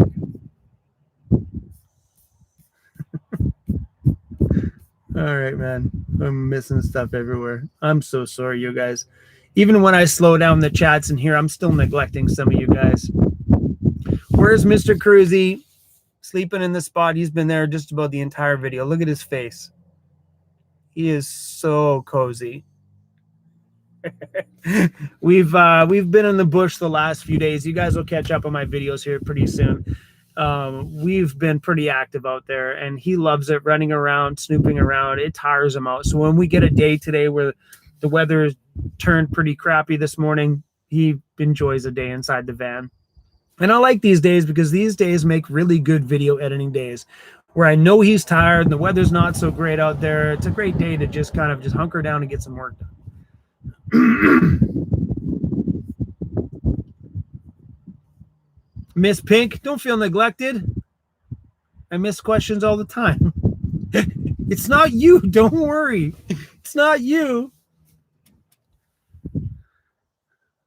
Watching from my shed. Really, like legitimately, like do you have a legitimate home? Like the wife kicked you out to your shed? You're just sitting in the corner of your shed watching my videos? Heck yeah. Fist bump. Weirdos unite, baby. That's funny. I've never had anybody say they're watching from my shed. I just have this weird picture of this rustic old little shed, you sitting in the corner, little glow on your face, watching my videos. Love it. How long will the floor take? So the guy figures it's going to be about a week or 2 weeks worth of work out there in the bush, because we have the rust on this corner to do, the rust all down that side of the van to do, so the whole rockers needs to be done, and my floor. So he figures about a week and a half to 2 weeks out there in the bush to do all the rust work. So it'll be some time stuff. Like I figured it was going to take about a week to do the rust work. This is before we discovered the floor. That's probably going to take a few days all in its own right there. Ambulance solar, what's needed and cost. So in the ambulance video that I posted today, by accident it went up at midnight. My bad. Sorry if it woke you guys up with that notification. Total accident. So I priced out some solar panels, and just up from where the ambulance is being stored, there's a solar company called We Go Solar in Chemainus, BC. They have 425 watt solar panels for like $395, something like that. And they have a 345 watt. I don't even have a paper here. No, I don't have a paper. So yeah, but they have it's less than $1 a watt, like way less than $1 a watt per thing. And as for the rest of the electrical, I'm not really too sure what I want to do, how I want to do it. But I do know it's probably going to be fairly similar to mine. I have a very simple solar setup in my van. It'll probably be similar to the one that I have in mind, just with more batteries. So what the cost is going to be, I'm not really too sure yet. But there will be like the typical solar thing. It'll be like shore power. And I don't think I'm going to do the big fancy shore power unit because they make the nice big fancy ones. I think I'm just going to do the same thing I do now with a little charger and a wall plug. Trip, you've been so generous today, Trip. Thank you. So appreciate it. So, guys, I'm just speechless when these things happen, you guys. Tracy is always right on the thing. Holy shit, Trip. Thank you. So yeah, when it comes to those things, guys, I'm not sure. So solar setups can be extremely expensive. I've seen, when I was out at Ray Outfitted, I've seen solar setups for $10,000 for solar. And to me, to wrap my head around that's insane. But if you really look at it, in this van right now, I have over $2,500 worth of lithium batteries behind me. 2 lithium batteries are like $2,500. If you look at that, That's a huge chunk. So my whole solar system in my van is probably worth $3,500, give or take. That's not including install. About $3,500 for my solar setup in this van alone. And most of the power that you're going to run into, so most of the expenses you're going to run into when it comes to solar is going to be your batteries. And that, I think, is the most important part of your entire solar system in your rig, is going to be the batteries. Solar panels, cheap. Some of the solar components, cheap. Batteries, expensive. So having the amount of storage capacity is way more important than the amount of watts on your roof, if you're the kind of person that moves around. So 99% of my charging, no shit, comes from me driving. Alternator charging is my number one source for power. Like every time I stop, my batteries are 95 to 100% full. The only time solar applies to me is when I'm sitting still. And I don't sit still. You guys know that on me. We're working. We're working out here. I'm out here producing videos. That's what we do. We venture around, we move around, we film videos, and we have a good time. I love making YouTube content. It is like the greatest thing I ever did, and I have a blast doing it. So being on the move every day is like me going to a regular job, an irregular job. So, but that's when I get up in the morning, I go to work. And that's my thought process, is I go to work. I don't get up, sit around the lake and do nothing, because then if I do, there's going to be no videos. And if there's no videos, there's no income, no trout. Does that make sense? So for me, I wake up every day and I go to work. So because I'm on the move all the time, solar power is not as important to me as having storage capacity. So if I have 200 amp hours of power in here. If I had room for 600 amp hours of power, you know how much time I could spend? I could literally rock big parties with speakers with 600 amp hours of power out in the bush. I could like charge other people's rigs with the amount of power I would have stored in my van. So that's the kind of thing I would like to do with the ambulance, is give the ambulance a pretty big stored power supply. Just the thought of having something that is apocalyptic, the easiest way to put it, I would like to treat that ambulance, not because I'm a big prepper guy or anything like that. I think every van lifer is a natural born prepper, you know, because ideally we live in a vehicle. Our vehicle is equipped for probably 2-3 weeks of being off grid with food, gas, and everything else. By natural default, we are ready for the zombies. Bring it on, baby. I'm not into that kind of stuff, but hey, I would have preferred zombies over this virus. Let me tell you that. I seen a sign like that in Nanaimo the other day. So the sign said, "This virus sucks. I wanted zombies," right in front of a business. I'm like, this is rad. But definitely I would do more stored power in the ambulance for sure. Like I have 200 watts, 200 amp hours in this one. I would like to do 400 amp hours in the ambulance, double up the power, or maybe 600. There's a company called Victron. They're like the Cadillac of solar products. So Victron Power, they make a 200 amp hour lithium battery that's the same size as my 100 amp hour lithium battery, which means for the same amount of weight as a 100 amp hour, you get 200 amp hours in the same footprint. It's the space that's important. So could you imagine me with like 600 amp hours in a battery bank that's only this wide? What? Awesome. So yeah, who knows? We'll see. We'll see what happens when the time comes.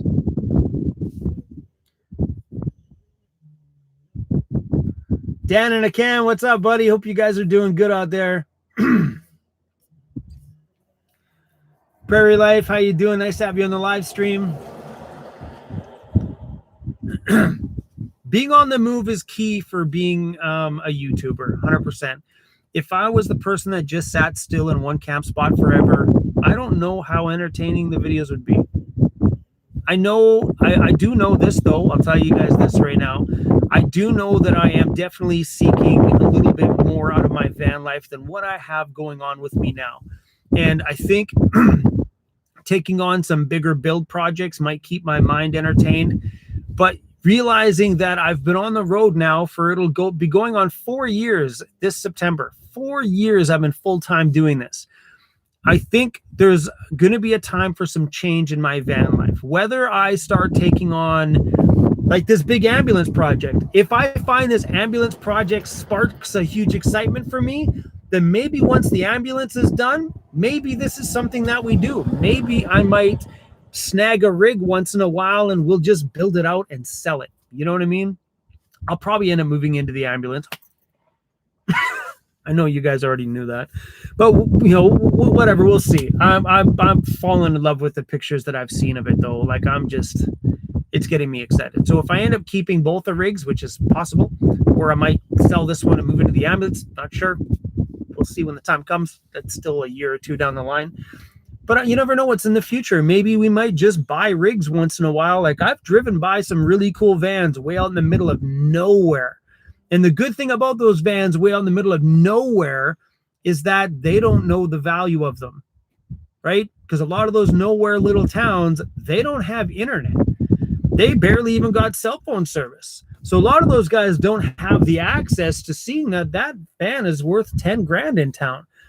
That way out there where they are, and they're selling for $3,500. Those are the moments that I'm like, okay, maybe this is something we might do if we can snag a cheap rig once in a while, do a little bit of a build out and sell it to somebody. You know, if that's a fun thing we do in the future, then who knows? I don't know what the future of Van City Van Life is. I'm not sure. Trip. Every time I look up, Trip, thank you. You don't have to keep doing this, bro. That's like, bro, are you a guy or girl? Not bro fist. Trip, thank you, man. I really, really appreciate that. Especially right now with everything that's going on with all this stuff here. So amazing. Crazy, we can buy you a truckload of fish now, bro. He's like, do you mind? He's like, did you say fish, Dad? Good morning, buddy. He is not a morning person at all.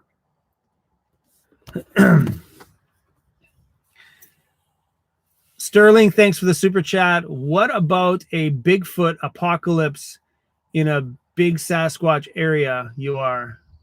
I think they can be real. I don't know if I'm a believer in Bigfoot.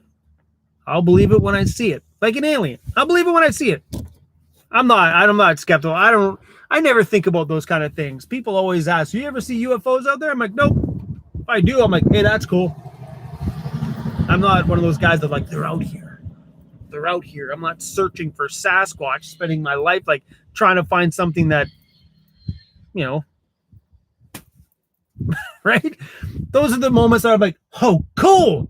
That's a Sasquatch. That'd be awesome. Whatever.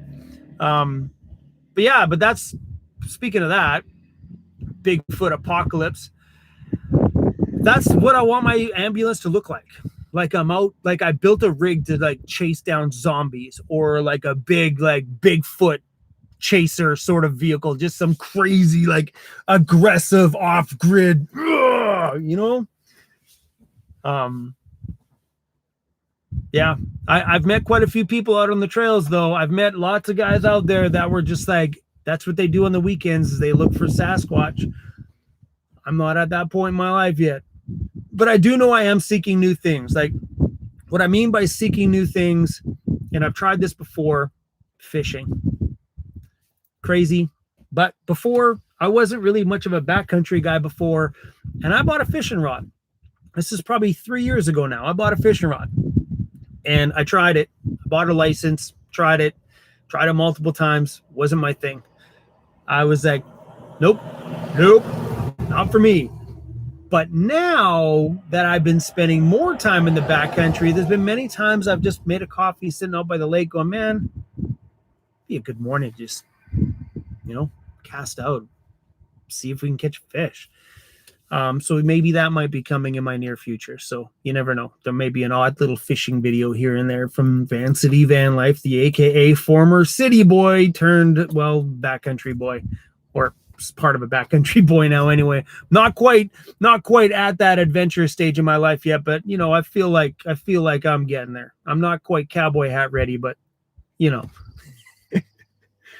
The ambulance is a same year as mine. It's a 2004, the exact same year as this one.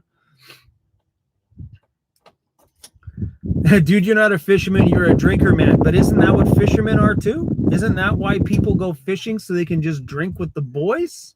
I always thought that's just what fishing was, is an excuse to get away from everybody else and drink beer.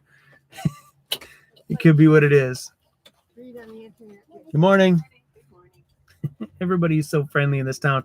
We're in Port McNeil, BC here this morning. There you go. 50% country boy. Redneck Chrome. Love it. Yeehaw! Be out there with my cowboy hat on and my leather chaps. That's not going to happen, by the way. Please don't unsubscribe. I promise I won't be wearing leather chaps on here anywhere.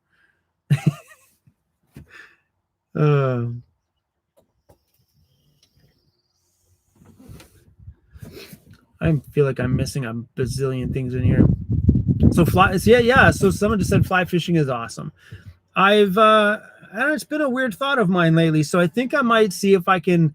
I know I've got a subscriber that works at Cabela's. Maybe I can see if maybe that subscriber that I met that works at Cabela's, if you're watching, maybe he works in the fishing department. I don't know. But it would be cool if I could find a subscriber of mine that works in a fishing store in an area that I'm in that's willing to make a full-blown video and kind of really just... All right, hold on, I got to block somebody.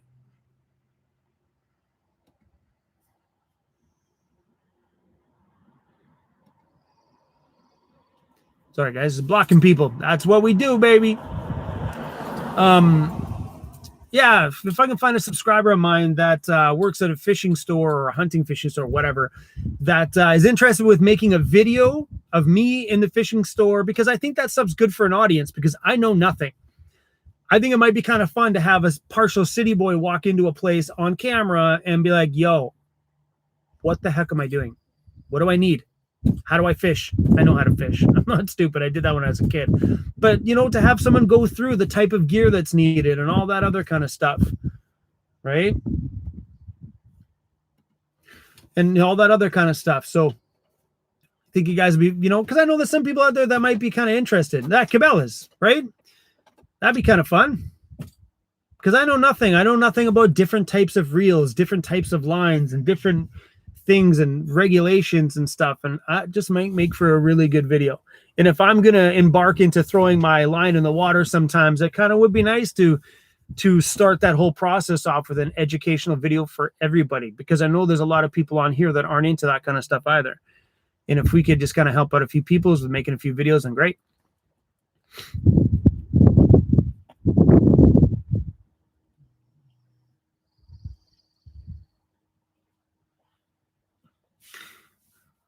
Prairie Life. You're way out there, though, Prairie Life. Holy smokes, Chrome. We own a fishing store. That's pretty awesome. I didn't know that. I met Prairie Life when I was in Saskatchewan. I'm pretty sure this is probably going to happen out here before I come back to Saskatchewan. Yeah, man, I would love to just because otherwise I would go into a store like that on my own, ask the stupid, silly questions that people in there are going, this city boy should not even have a fishing rod. But it'd be nice to do that on camera. I don't mind exposing that uneducated part of myself for educational purposes, because I could go do that, grab the rod, and then share the information that I got, like I knew what I was talking about. I would rather go out there and legitimately ask the dumb questions that we all want to ask, but too scared to ask. I'm okay with that. I'll ask the silly things. Kim Jones, thanks for the super chat. I appreciate that. Trying to keep up with Trip. Good luck, guys. Trip has been doing top notch on here. Fine. Someone walked by and didn't say good morning. Fine. Caesar, thanks for the super chat. Have you ever experienced paranormal activities? No, I have never. I've never experienced... People ask me that all the time. They're like, have I ever seen UFOs? No. Have I ever experienced ghosts or anything like that in any of the abandoned houses I've ever been into? No. Have I ever seen Bigfoot? No. I haven't experienced any of these kind of moments. Would I like to? Kind of. I love to see Bigfoot. Seriously, how dope would that be? I'd love to run into an alien. Are you kidding me? That'd be awesome. But yeah, no, I've never run into any of that kind of stuff. And I've been into a lot of really creepy abandoned places, but I've never physically experienced anything like that.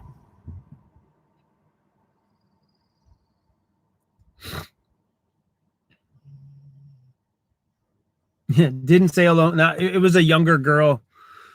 It's probably a good. Her parents probably told her, "Don't say hi to anybody in a white van." That would make sense. She was just a teenager. It's true though. Don't talk to the people in the white vans. I asked my kid once. I'm like, is that what they warn you in school? Don't ever talk to people that in the vans. She's like, no. I'm like, that was a thing when I was a kid. Careful of the vans in the school parking lots. It's not a thing with the new kids nowadays. Apparently, the white van thing is a thing of our generation. She's like, yeah, nope, that's not a thing now, Dad. The creepy white van thing's not a new generation thing.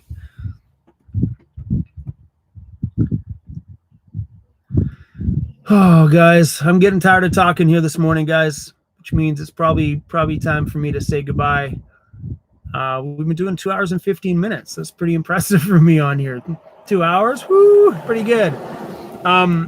Believe it or not, I was intending to make a live stream today, and that video today wasn't supposed to go up. I was hoping, because I had it scheduled for 12 noon, but it went up at midnight by accident, but I had it scheduled for noon, and I was planning to get up this morning and shut the video off because I was going to live stream and use that video for tomorrow so I can get an extra day out in the bush, but that didn't happen. Is what it is. But you never know, you guys. Maybe I'll pop back in town. Now that I know I can live stream on my laptop and they're a better stream, we'll probably end up doing live streams more often. Most of the time I did them on my phone, they'd be screwy live streams, and they were annoying for me because they'd always be thinking, and it was just crap. But now that I know that I can do them right here on my laptop, you will probably see more live streams from me. Trip! Look at you, buddy, just emptying your bank account today.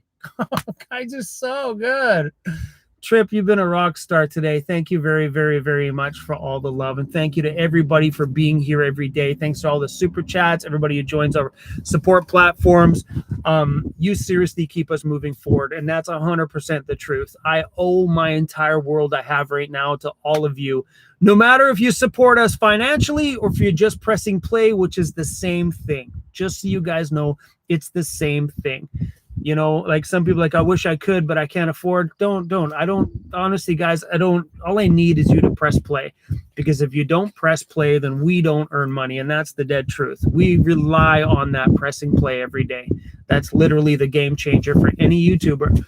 You know, some people are like, hey man, I'll watch your content for free on YouTube, but you know, like, you don't need anything more than that, because these channels like mine would not be here if it wasn't for that simple play. That's it. All we need to survive out here is that press play. And then you get people like Trip out here that spoils us rotten. So everybody, including Trip, thank you so much for everything you guys did for me today. I really appreciate the love, the kind words, and the advice. I get more from these live streams than I do from reading comments.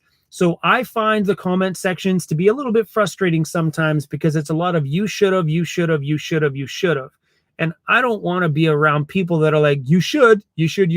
Imagine that, waking up every day and everybody around you is telling you how you need to live your life instead of you living your life. That's why I like these live streams, because they're more real.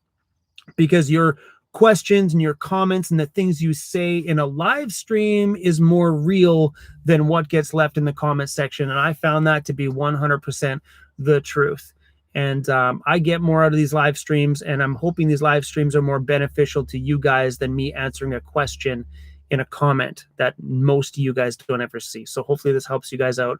And I'm going to get my assistant to go through every question that came through here, because this will go up on a replay, and I'll get her to pull all the questions out of here, and I will try to squeeze out some Q&As. I know I say this all the time, but my Q&A lists are way too big. I should probably do that. Seriously, the pages and pages and pages and pages of questions that my assistant has pulled out for me. Madison works for me 1 hour a day. We can't afford any more than that. So she does 1 hour a day for me, doing things like that, compiling questions. But when I see the work she does and like see how many pages there is, I'm like, there's a lot of questions in there. When am I going to have the time to answer all these things? But anyway, you guys, I seriously love you. Thanks for being here. All right. We're going to let you guys go. We're going to go out and have some fun here. But please go watch the video I posted at midnight last night by accident. Total accident. Oops. Oh, well, it is what it is. Enjoy your day, you guys. Have a good Sunday and or a Monday, if wherever you are in the world, if it's a different day. I appreciate it. All right, guys. See you soon. Now, here's the weird moment where I'm like, how do you shut this thing off? Bye, you guys.